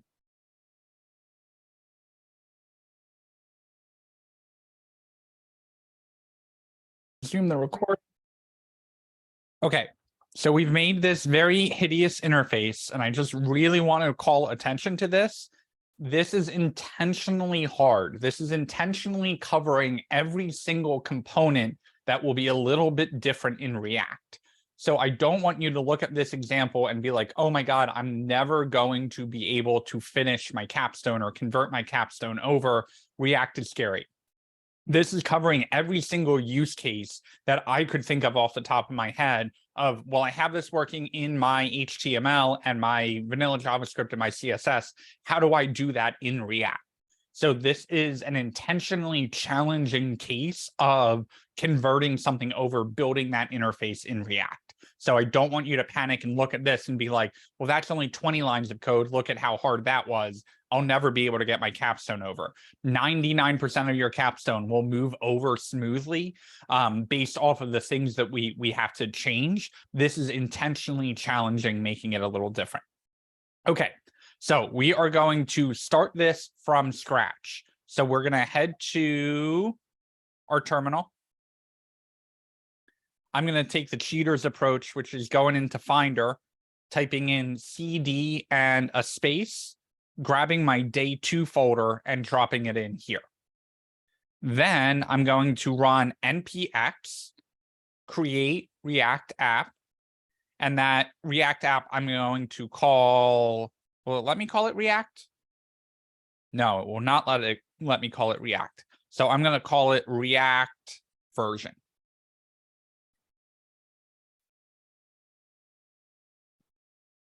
Give it a minute. While it is baking in the Easy Bake Oven, I'm going to pop that open in VS Code. I'm going to wait for the rest of the files to get created. I can right-click Open in Integrated Terminal, and I just have to wait for my terminal to take its sweet time installing something for some reason. It's fine, not like I'm recording live or waiting for it to finish or anything.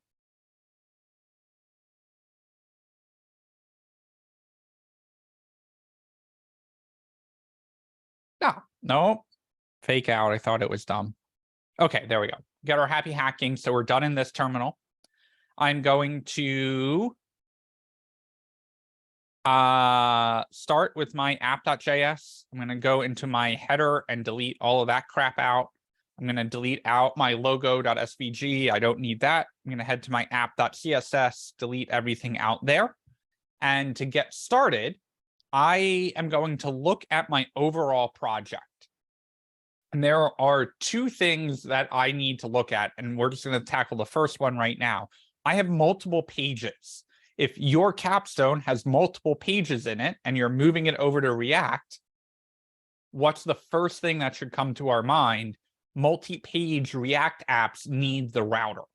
So before I even run my start command, I'm going to run npm install React router dom.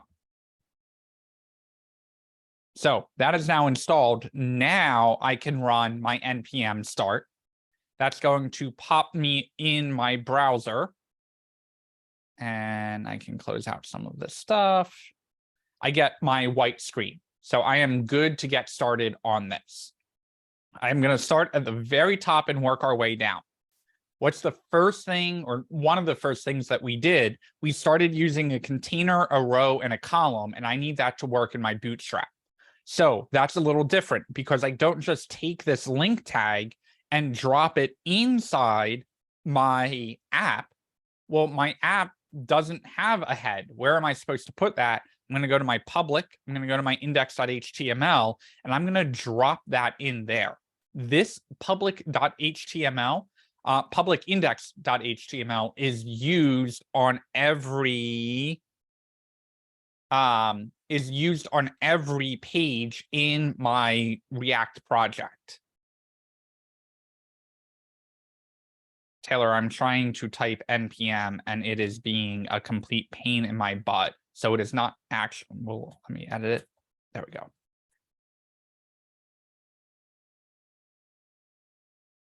And that is the second live share link is to the React version if you want to follow along with the code as I am doing it. So this Bootstrap is now going to get applied to every page because I put it in my index.html. Now I'm in my app.js and I'm tempted to just start diving into this container, this row, this column, all of that stuff, right? But I can't do that yet because my app is actually controlling what page or what component is going to show up. So I need to set up my router and identify my different pages before I can start moving over the content of those pages. So what I'm going to do is import my, and I cannot do this from memory, so I'm going to go to my React router docs, click on that top one, and go into my, I think router provider has what I'm looking for. Browser router, create browser router, and then the route provider are the two things I'm looking for, the router provider. So I'm going to import, create browser router and my router provider. I'm going to say, hey, my const router is going to get created from my browser router, and that is going to have two routes in it. One is my path to my home page, and the other will be my path to page 2.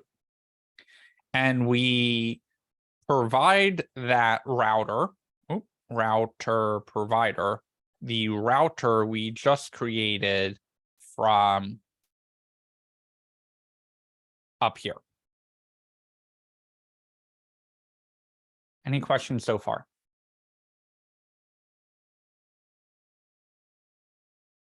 Okay, now I created these paths, but they're not actually, or I should put a slash in that. They're not actually linked to anything yet. So I have to make those two new components to link it to that page. So I'm going to create, I'm going to create one inside my SRC folder. For the love of God, make sure any new components are in SRC, not outside that folder. I'm going to create one called home.js. And home is just a function that is capitalized that returns out a div.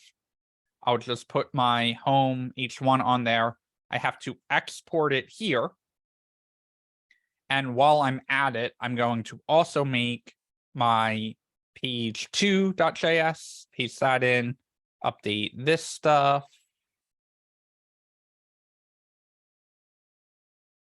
And now in my app.js, I can say, hey, the element you're supposed to show for this is home. And you'll notice that because I use the autocomplete, it threw my import in there.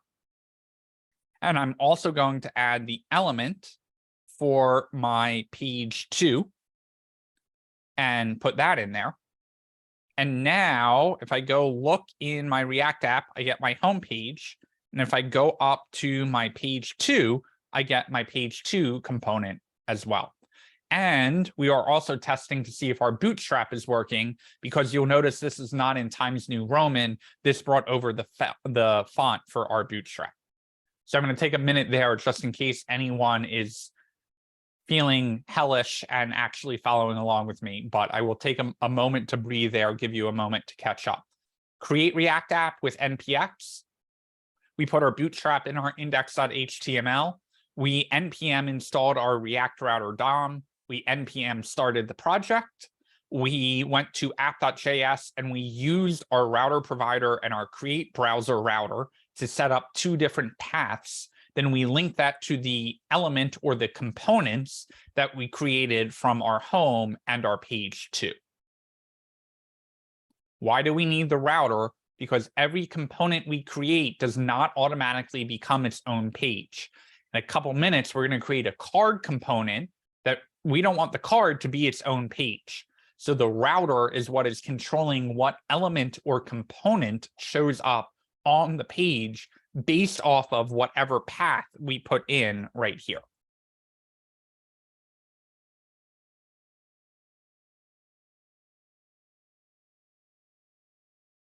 Again, there are no stupid questions tonight. There are stupid questions, but I will not judge you on them. You got a free pass tonight. So if you have any questions about anything that we are doing here, now is your time to ask them.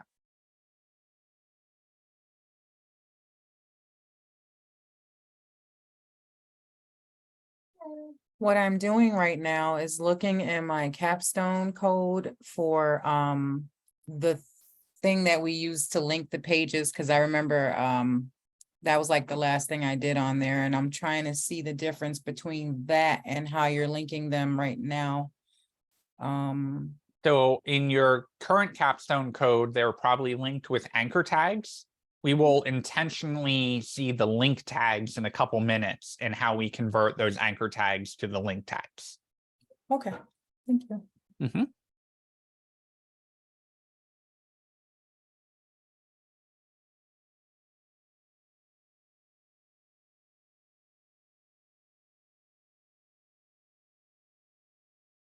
Everyone good so far? Anyone need just another minute before we keep going?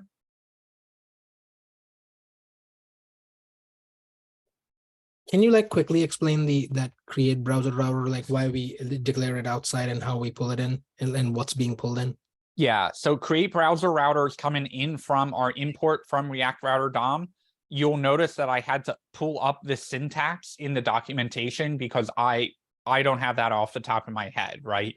That's something that, and that's normal. That is senior developer, been doing React for 7 years. You think I'd have this memorized? They changed this a year and a half ago, and whatever memory I had built out went right out the window. So I am frequently pulling up documentation. That is not a sign of weakness. That's just how development goes. So what we're doing is this router provider is taking the information from the router prop that needs the router created so that we can pass it into the provider. Don't follow me on this, but what you could do is take this whole thing and drop it in right here. And this theoretically, what did I do?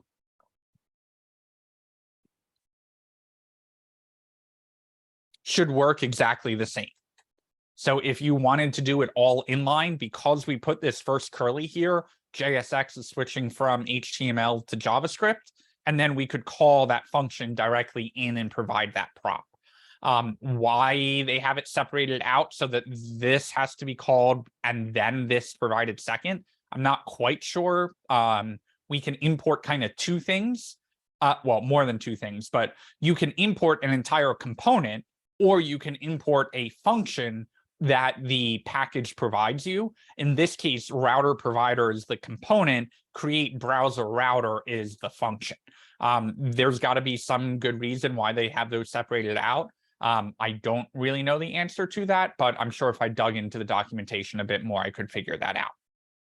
So in this case, like technically, like on your line 10th, like router, it's sort of the prop of it. Router is the prop, and the value of the prop is what is getting generated by the create browser router function. Gotcha. Thank you. So if you like the syntax, you can leave it as is. If you like to kind of separate it out and provide it like this, that is also fine. Doesn't really matter. I think their examples have it separated out, but at the end of the day, it doesn't matter. Any other questions? Okay, so now we can go back to our code. And this is where we don't panic because we already did all of this work. Most of this work can get converted over for us. So I'm going to start in my script.js because what we have up here is this hello fellow developer, right? This is only going to run the first time the page loads. But in React, we can't just drop that in our app.js and call it a day, because in our home, this home is going to re-render. When is it going to re-render? Whenever a state gets updated, whenever the user types something in that's tied to state, whenever data updates, there's just a lot of times that this page will refresh on its own. So in order to say, hey, I only want this code to run when the page first loads, I'm going to put this in a use effect. And if I use my autocomplete, you'll notice that import dropped in there for me up at the top. Use effect takes two parameters. One, the function of what do you want to do when this effect runs? And two, when should this effect run? This effect should only run when the page first loads. To get that conveyed to React, we put in the empty array. Then we can take our hello fellow developer, drop that into our use effect. And if I take a look at that in my browser, I now have my hello fellow developer up here. Yes, it's more syntax. Yes, it's clunkier, but React is giving us more control because it has the word use in it. We know it is a hook. We are hooking into something React provides to us. That is that use effect that is saying, when do you want this to run? We only want this to run when the page first loads. Okay, now I've got other stuff over here. This they done click the button and this add numbers. We haven't touched that though. We haven't seen the user interface for that. Yes, Natasha, the use effect is saying, when would you like this effectively to run, right? Something's going to change. What do you want the effect of that change to be? Well, when we put in those empty arrays, those empty brackets, we're saying the effect of the page loading should be to go do this console log. Okay, so I head back to my index.html. I've got my container, my row, my col. My goal is to get all of this to show up on my home page. So I'm going to take this entire div. Yes, well, no, I'm not. I changed my mind. This is a lot of freaking code to bring over. So what I'm going to do is I'm going to try and attack it section by section. So I know I want my container over there. My container has all of my styling in it. And this is just my hello world. So let's say I'm going to just bring over this first column of stuff. So I'm going to come in here and I'm going to grab my container down to my closing div. I'm going to take that, copy it, head back over here and paste that in here. But I have to be careful. I'm going to count the number of red divs that I have here. I've got 1, 2 opening divs with no closing. So I'm going to manually put in those 2 closing divs. I save, I come over, and I get errors. One thing that we need to convert is whenever we use inline styles, we have to convert this to an object. when we convert it to an object, the property of the the value of the object has to go in quotes, and the property or the key has to be converted to camel case, no dashes. I save, I come over, I'm like, all right, I'm on the right track. But just like the style tag that has to be converted, wherever we see a class, we need to use class name instead. I save, I come over, nothing's really changed, but if I refresh, we'll see we've got no error messages in the browser, no error messages or warnings in the terminal. Class name, we had to change. Style, we had to change to make it an object, camel case it, throw it in quotes. Good so far? I'm looking at my hello world here, and I'm looking at my hello world over here, and I notice a glaring difference. This is in red. This is very clearly not in red. So we go back to our vanilla code and we go, well, where did we do that? In our style.css, we had this thing called red text. So I'm going to copy that. I'm going to make a new file called home.css. And when I paste that in, it is not enough to just paste it in. If I look, it's still black because in React, we have to import our home.css. Now that we've got that imported, we see we've turned red. So another React difference. Hey, when we work with our CSS, not only do we have to change it to class name, we also have to remember to import those CSS files. Okay. So I keep going. Go to my index.html. Now I want to bring over my second column, my button, and we'll leave it there. So again, I need to be very, very careful. I'm taking over little snippets of this, but I'm going to copy that, and I need to figure out where my closing div is. So I am putting this right after the closing div of the first call, but still inside of my row.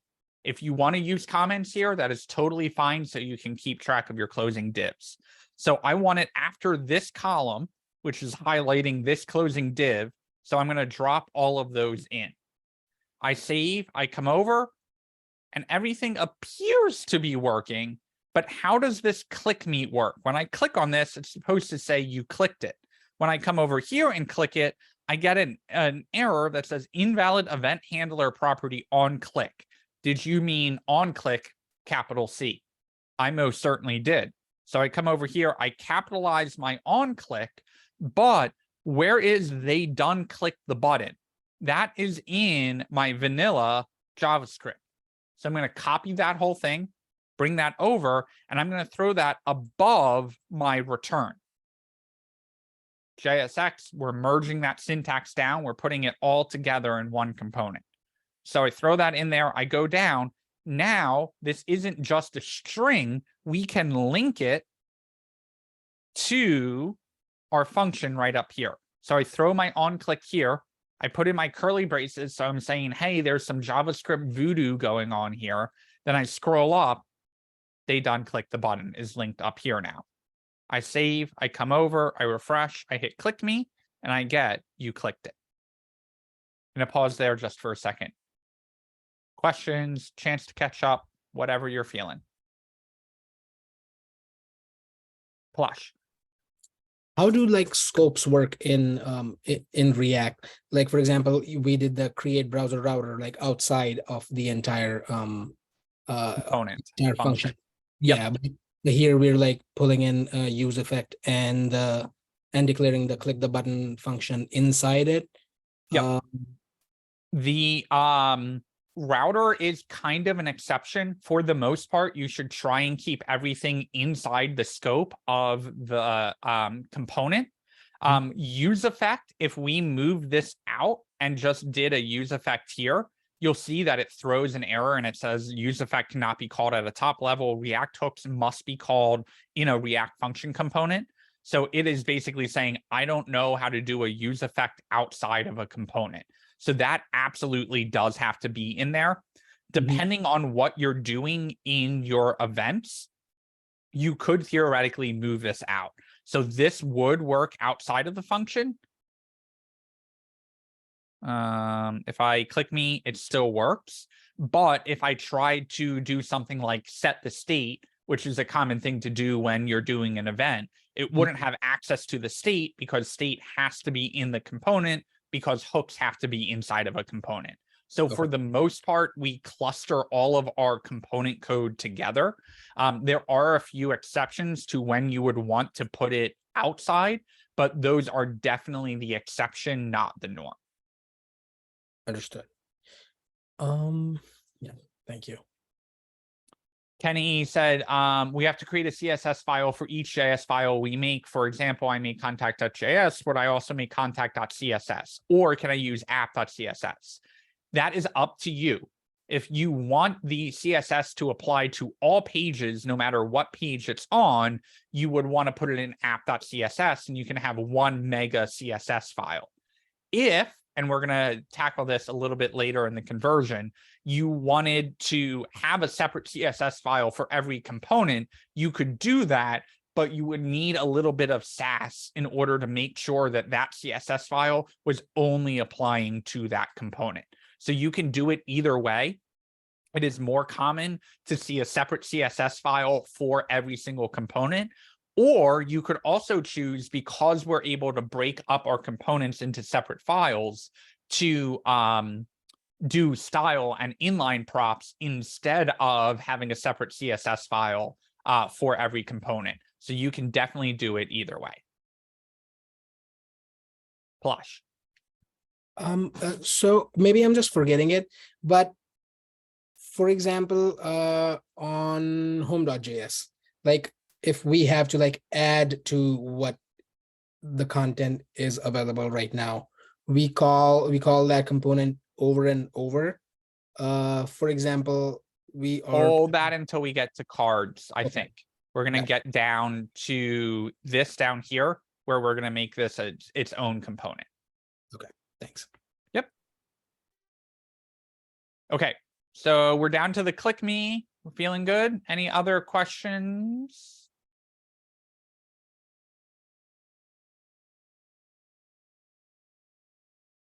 Okay, so I head back and I'm looking at this. I've got my second column. I've got my click me. Now I want to link it, baby. So I'm going to head back. I'm going to look at my index.html and I've got an A tag here. Whenever we see that anchor tag, we've got to ask ourselves, is that linking to an external site or is that linking to a page inside my application? Page 2 is inside my application. So I'm going to come down here and I want to make sure, again, that comes right after my button. So I'm going to go here. And instead, because it's internal, I'm going to link to my page 2 and say, link it, baby. Where did this link come from? It needs to come from my React router DOM. Why does it not have .html at the end of it? Because in my app.js, I made the path page 2. So whatever path I put here to route to this element is the path that needs to go in my link tag. So I come over here, I check in my browser, I click the link it, baby, and I made it to page 2. Rain, did you have a question? You just came off mute there for a second.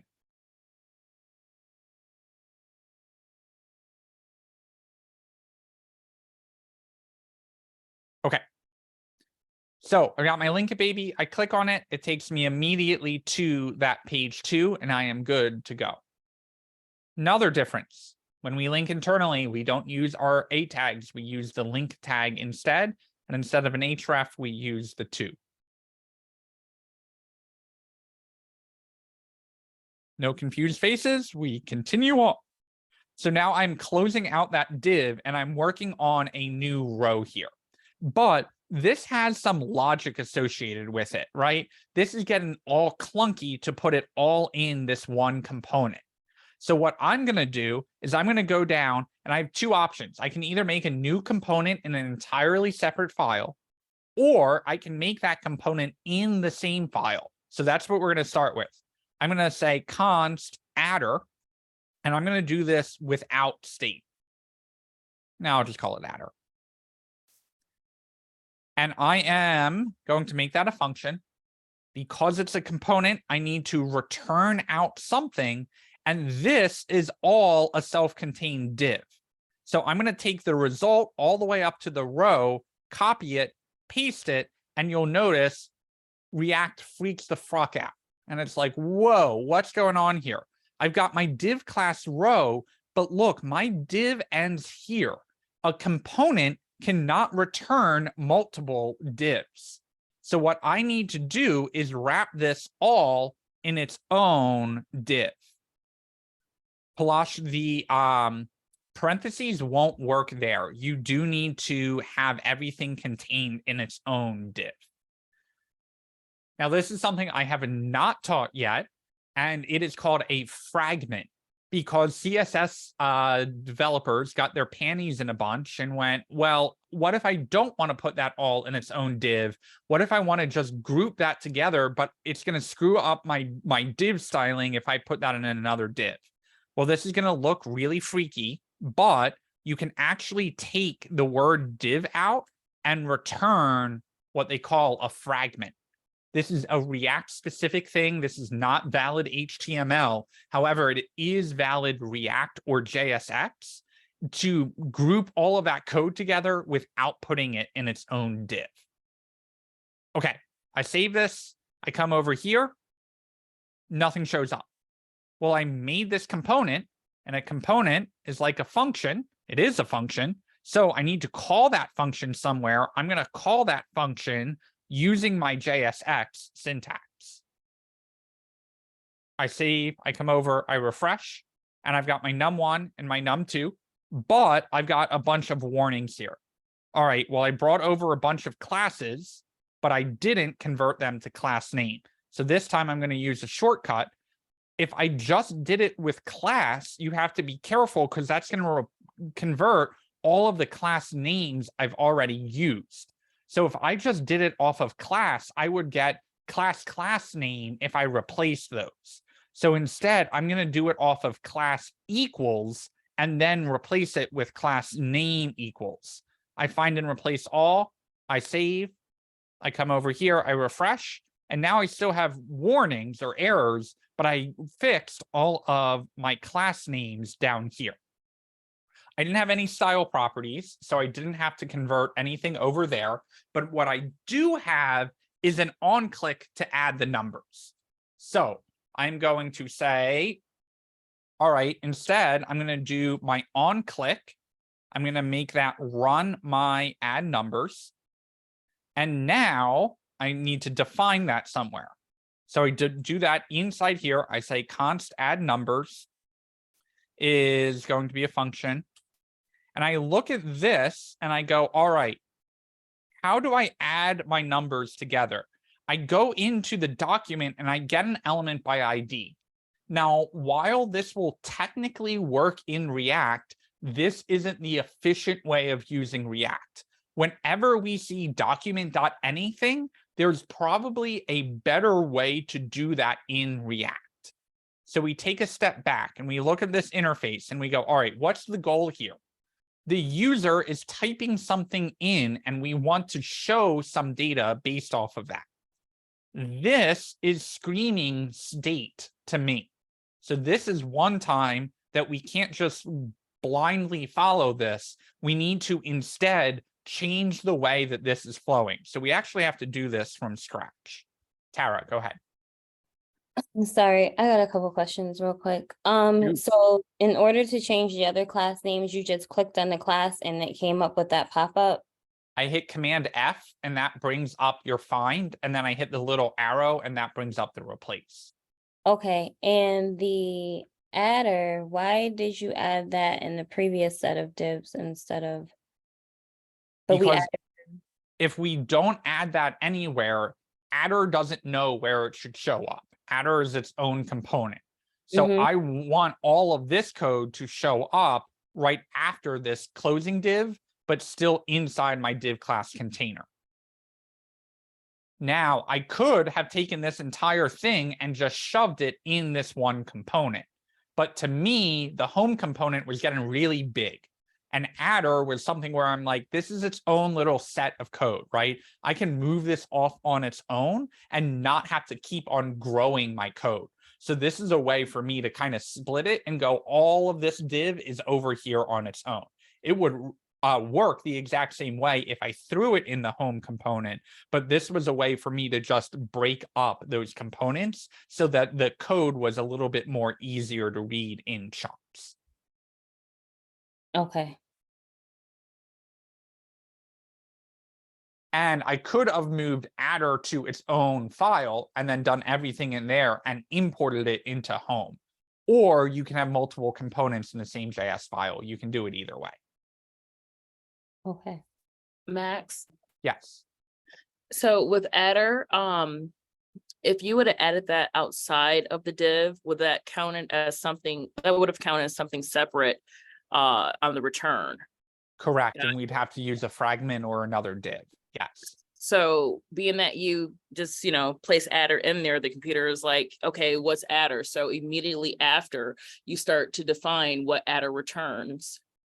Okay. Yes.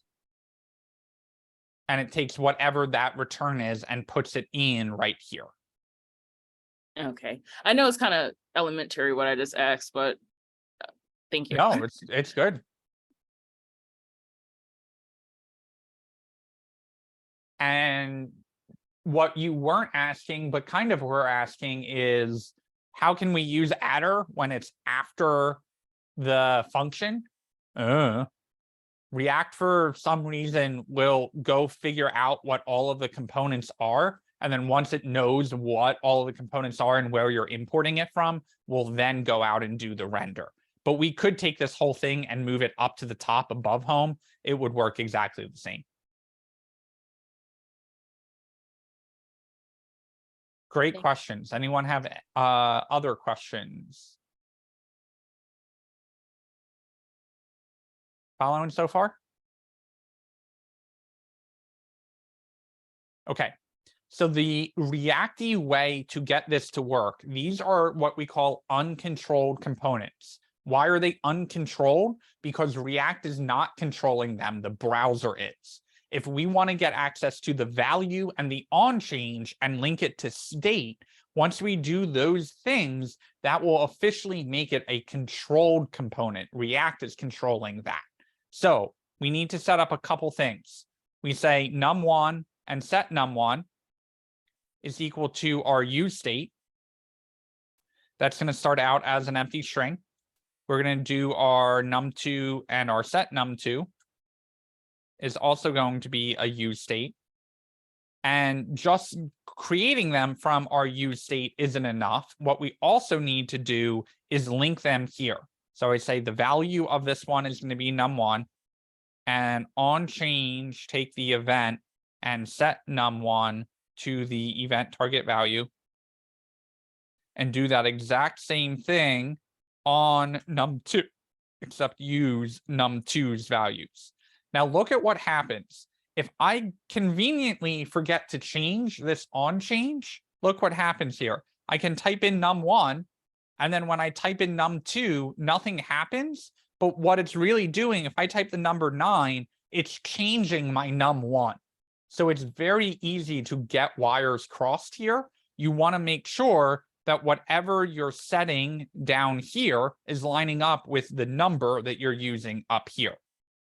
So I come over here, I refresh, I type in 1, 3, I type in 7, and everything is working in state again.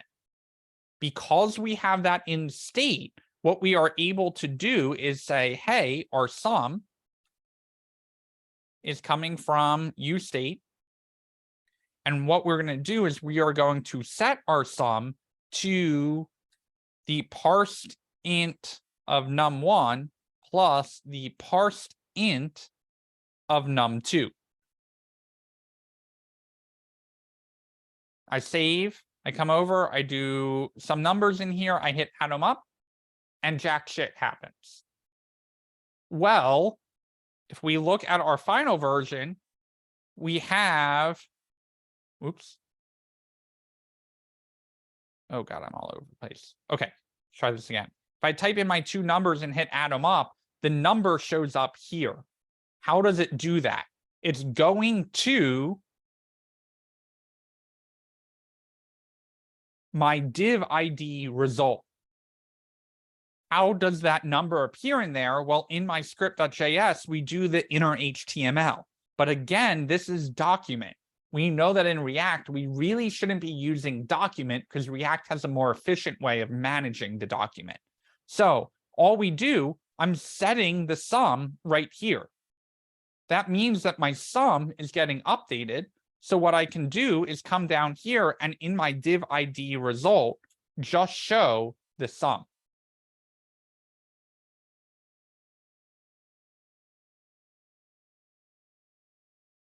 Come over here, head to my React app. My sum shows up. I can say 6, I can say 2, I can say add them up, and it's good to go.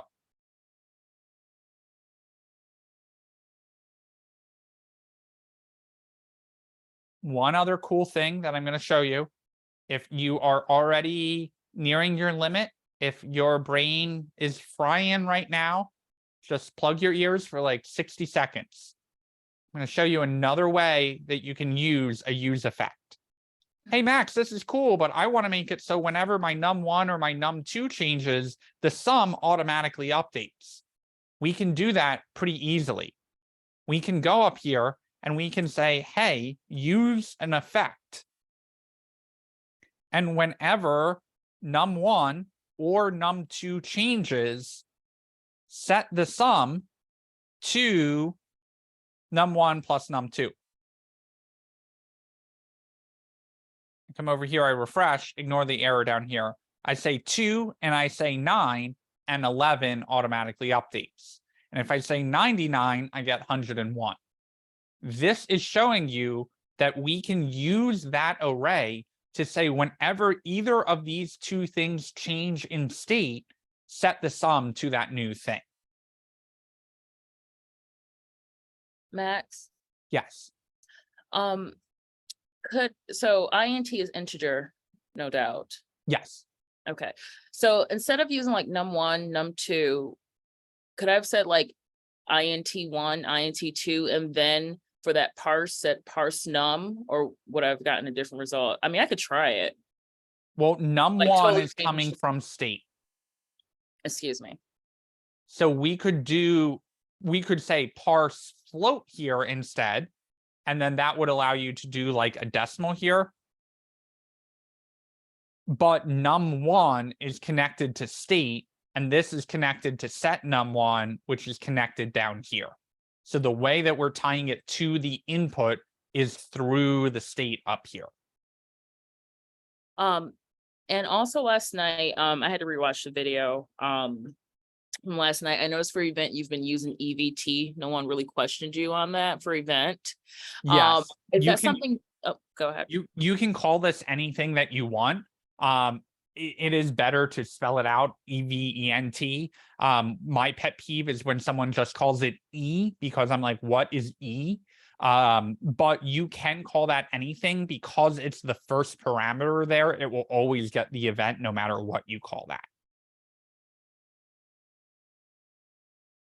Okay, got you. Thanks. Other questions?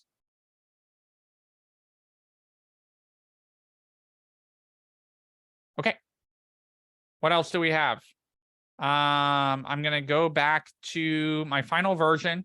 I've got my sum all working. So the last thing I have to tackle here is my cards. So I'm looking at this code and I'm going, oh my God, look at how much repeats itself. There's a card, there's a card, there's another card. Okay, what specifically is repeating itself? it's not just the card, it's also the call. This call is repeated. So what I'm going to do is I'm going to go back up to my home.js and I'm going to say, hey, I still need my div class name row.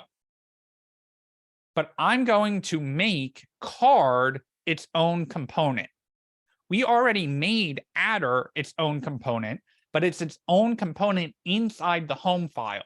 So just for the example of showing you how to make a component in another file, we're going to go to our SRC. We're going to go new file. We're going to call it card.js. We do our const card. That's going to return something. We're going to export the default card.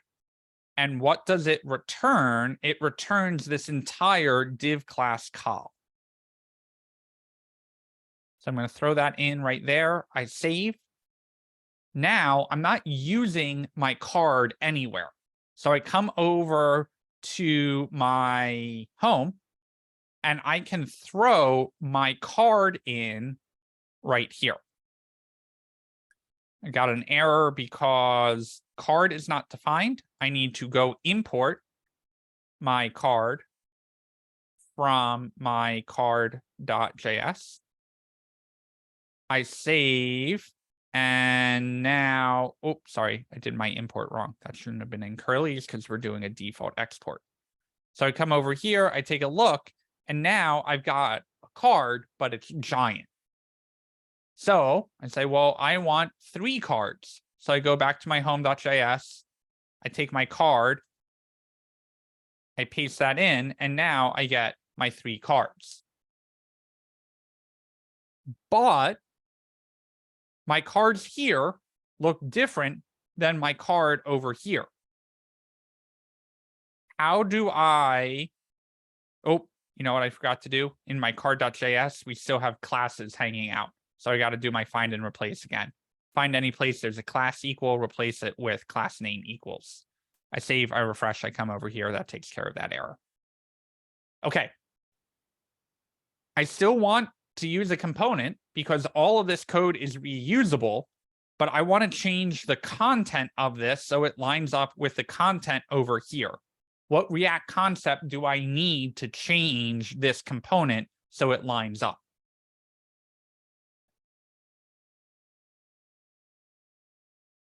Props. So before I work on my props, I have to figure out what my props are going to be. The image is different on each one of those. So I'm going to say image URL is equal to something. And then the title is different. So I'm also going to need to pass in the title is equal to something. And finally, the body text is different. So I'm going to call this card body equals something. Okay, now I go put those props on all 3. And the title, I'll say first card, second title, differentness. And I'll throw the same card body in this one and this one. And then this one, I'll say it has different card text. Okay, our props are coming together. Last thing we need is that image URL. So I'm going to go copy image address and drop that in for my first one, for my second one, and for my third one. I save, I come over here, and absolutely nothing has changed. Why not? Shannon, if you just unmuted your microphone and didn't make me lip read, we would have all heard the correct answer. You said because we didn't use the props. In card, we have to use the props. So we put our props in there, and now down here for the SRC, we can take out that hard-coded URL and say, hey, the props dot image URL contains the information we're looking for. And the card title is coming from the props dot, what did I call it? title. And then this is coming from the props.card body.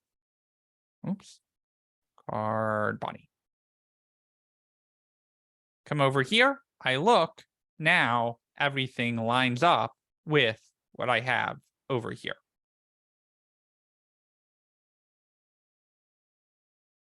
We think we're done. But if I click on the Link It Baby, I get to my page 2 here. And if I click on my Link It Baby, I get it to page 2 here. This is blue. This is not. Okay, well, where did I work with my blue? I did a page2.css. So I look over here. I've got my page2.js. I don't have my page2.css. So I'm going to right click, new file, page2.css. I grab this, I copy, I paste it. I go back to my page2.js and I import my page2.css. I save, I come over. I get my blue. I think I'm all good to go. I go back to my hold on.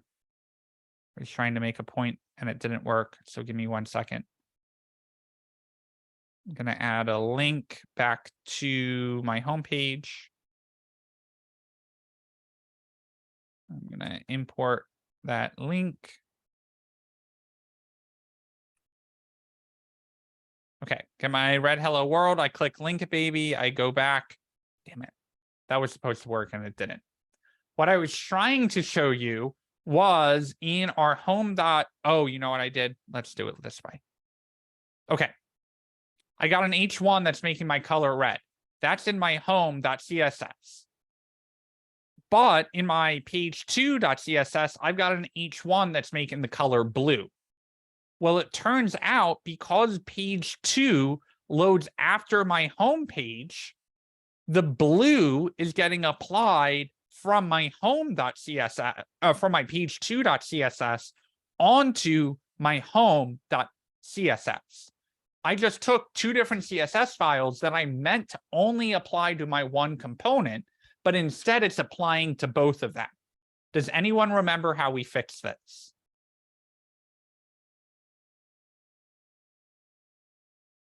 Last name? Kind of. Not child. Taylor hit the nail on the head. We have to use Sass for that. What I want to do is in my home.js say, hey, all of this is in an ID called home. And on my page 2, all of this is in an ID called page 2. So in order to use Sass, we need to npm install our Sass, Control-C to stop the server before we can install. Now, once it's installed, I can start my server back up. And in my page2.css, I can rename to page2.scss. And my home.css, I can rename to my home.scss. Now, because they are Sass files, I can say, hey, this only applies to things in the ID of home. This only applies to things inside the ID of page 2. And because we renamed the files, we got to throw an S in the imports. Now, we get our red back because the red only applies in our home.scss to elements inside the div ID of home, and our page 2 only applies to things inside the div ID of page 2.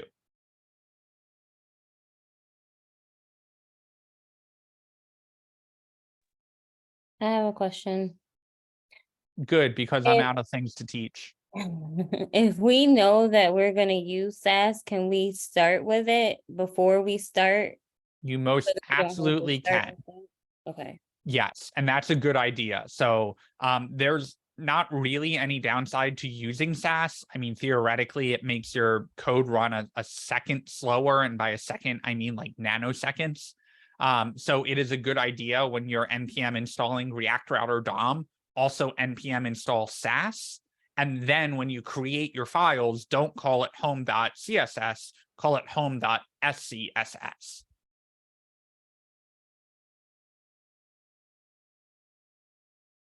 I know that was lightning speed.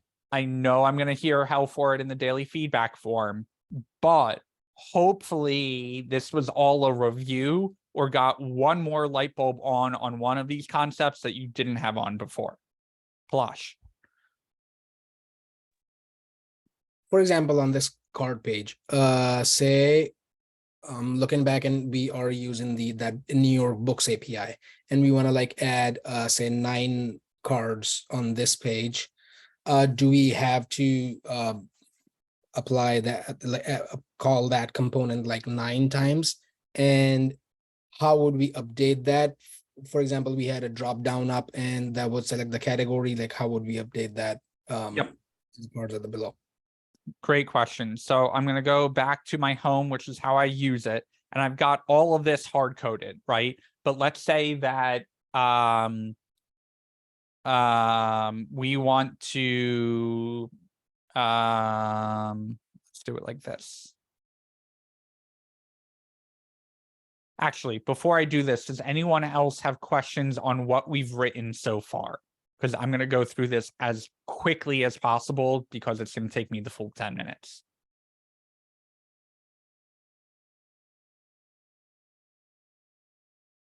Was this so fast that you didn't get anything from it? Or was this so fast that it was a good review?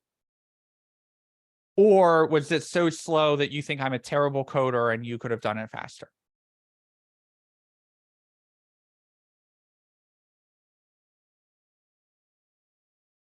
I thought it was a good review. The first part wasn't fast because I guess we had been doing it for so long that it was fine. This React part with some of the new things that you added in was sort of like, wait, like even with the Finder thing, didn't catch that if you did that in the previous class. So Oh, the find and replace. Yeah, we Yeah. did that, but it was quick. so I mean, I didn't think it was too fast, but it was definitely a good review. From Awesome. Thank you for all the feedback, both you, Tara, and in the chat. Okay, let's try and implement Plosh's idea. So I'm going to say drop down value, set drop down value is going to be a use state that starts out, I think, as an empty string.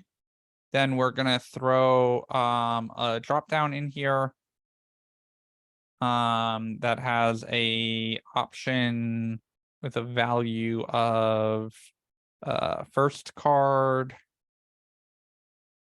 and first card.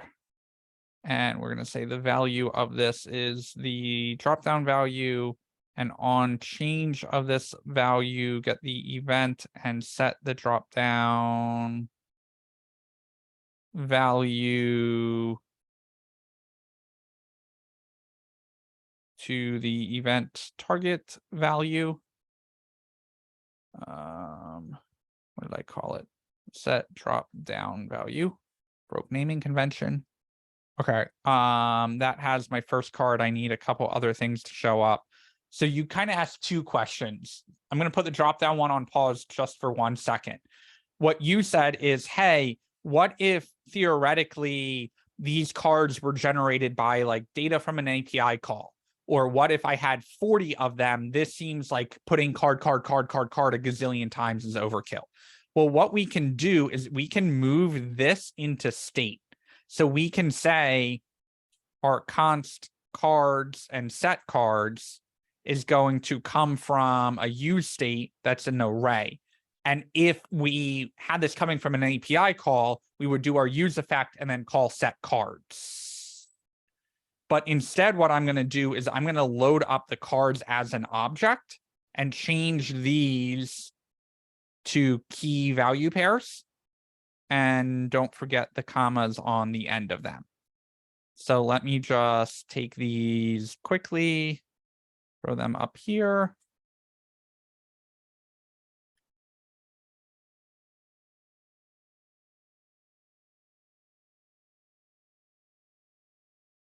And last one.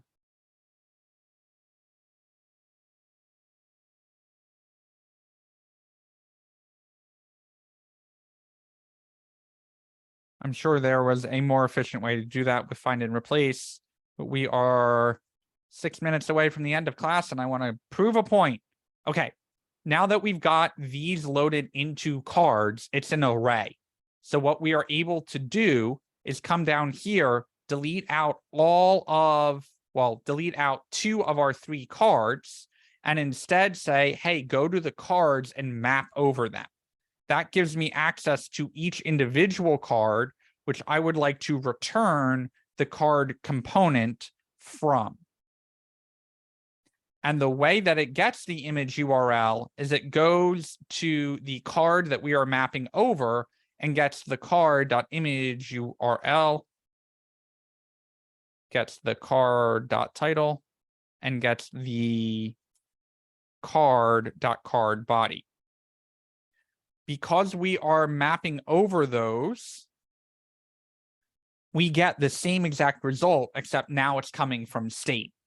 That means that if I set state based off an API result, these cards would automatically update.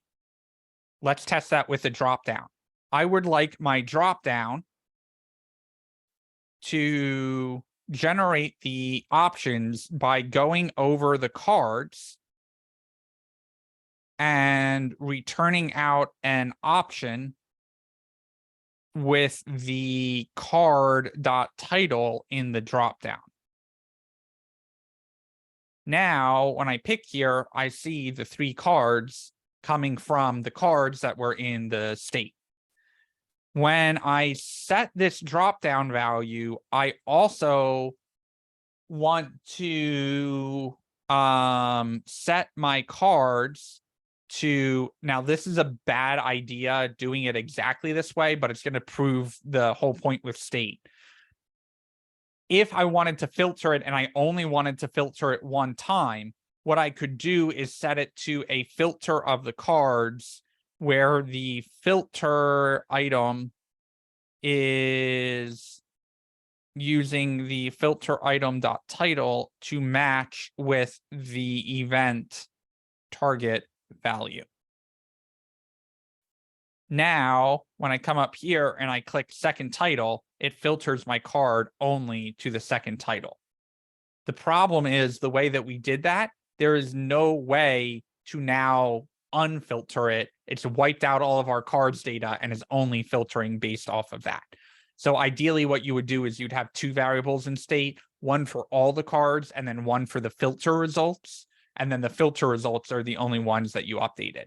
But hopefully that shows the point of how do I use state? How do I map over it? How do I structure my data so I don't need to have 40 gazillion cards? And what we should be doing is throwing a key on this as well, where we can use something like the key.title. And whenever, the card.title. Whenever we do a map, we are supposed to use a key. Hint, that is a question on the quiz, the assessment. Whenever we use a map, we also have to use the key. And that should still work and show me the right card. Yeah. I didn't think I could do that in time.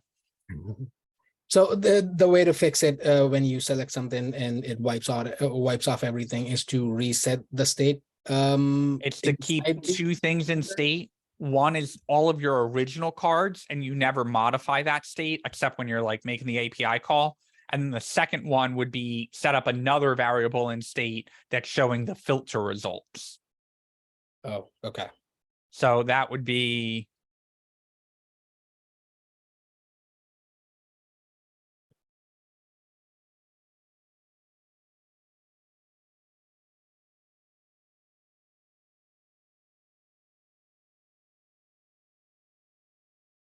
then instead of set cards, we set the filter results. And down here, we say use the filter results or the cards. So now everything works. I come over here, I hit second title. I only get the second title. But when I come up here, my cards are still retained. And if I set it to first card, I only get the first card. Yeah, that part kind of like went over my head, honestly. So just a new variable in use state. Uh-huh. Then in the filter, when we actually do the on change here, we set filter results instead of setting the cards. And Right. then down here, we say, if there are filter results, map over those. Or if there are not filter results, map over the cards. Gotcha. And where's filter results coming from again? Okay. So we're looping over cards and filtering them out and putting them in the set filter result is using the state, and it's putting them in the in filter results. And then we're calling them out if there is one that we picked. Map over Over that. those. If not, then all the cards. You got it. Yeah, I'll have to watch this video again though. Yeah. Thank you, Max, for showing us the drop downs and stuff like that, because one of my pages on my capstone will need drop downs to really, utilize what you've taught us. So this was definitely a great question, Palash. And definitely feel free to schedule a one-on-one on that. Like that was at like lightning quick speed. And we have next week for a project week as well. So I'll do another example with filtering as well, so you guys can actually see that. I was just trying to squeeze it into a 10-minute period, but I will definitely come up with an example next week for filtering results and stuff like that. Can you also come up with an example of like putting like 9 cards instead of 3 over there the next time? You don't have to do it right now. Or do we have to like literally like call that component 9 times? Well, you would just add more things up here, and that would like add the next card in. Oh, gotcha. Okay. Get it. Thank you. Mm-hmm. And then if you also wanted, if you were like, oh, I want 4 cards, but I want the next one. Let me put that back in. If you were like, oh, come on. If you're like, oh, I want 4 cards, but I only want 3 across, I want the next one on the next row, you could go to your card.js and say, hey, each one should be a col 4, and that will give you your 3 cards here, and then make the next one wrap down to the next line. Max? Yes. Not saying I want to change my capstone, but if I did, right? Let's say, for example, I want to do like a tarot reading website with cards like this. And then at the top, if they add 2 numbers together and it's like a Boolean or something, like if it equals this, then it chooses a card or something like this. Could I use what you've taught us tonight, or would I have to use a different approach? No, I feel like I could. Anything that you can build in vanilla HTML, CSS, and JavaScript, you can build in React. When we get to the levels of working with data, working with user input, and building interactivity, that's when React tends to be a better option than doing it with vanilla HTML. So that is something you definitely could build in React. Well, I mean, using this code that we've learned tonight as like the basis for it and then modifying it. Or do you think I would need more of an animated? Okay. Yeah, you could definitely start there, and then you can work your way into animations and extra stuff, but you always want to build the most basic version of it first, the ugliest version of it, and get it working, and then from there you can style on top of it and do animations and additional interactivity and all of that stuff. Okay.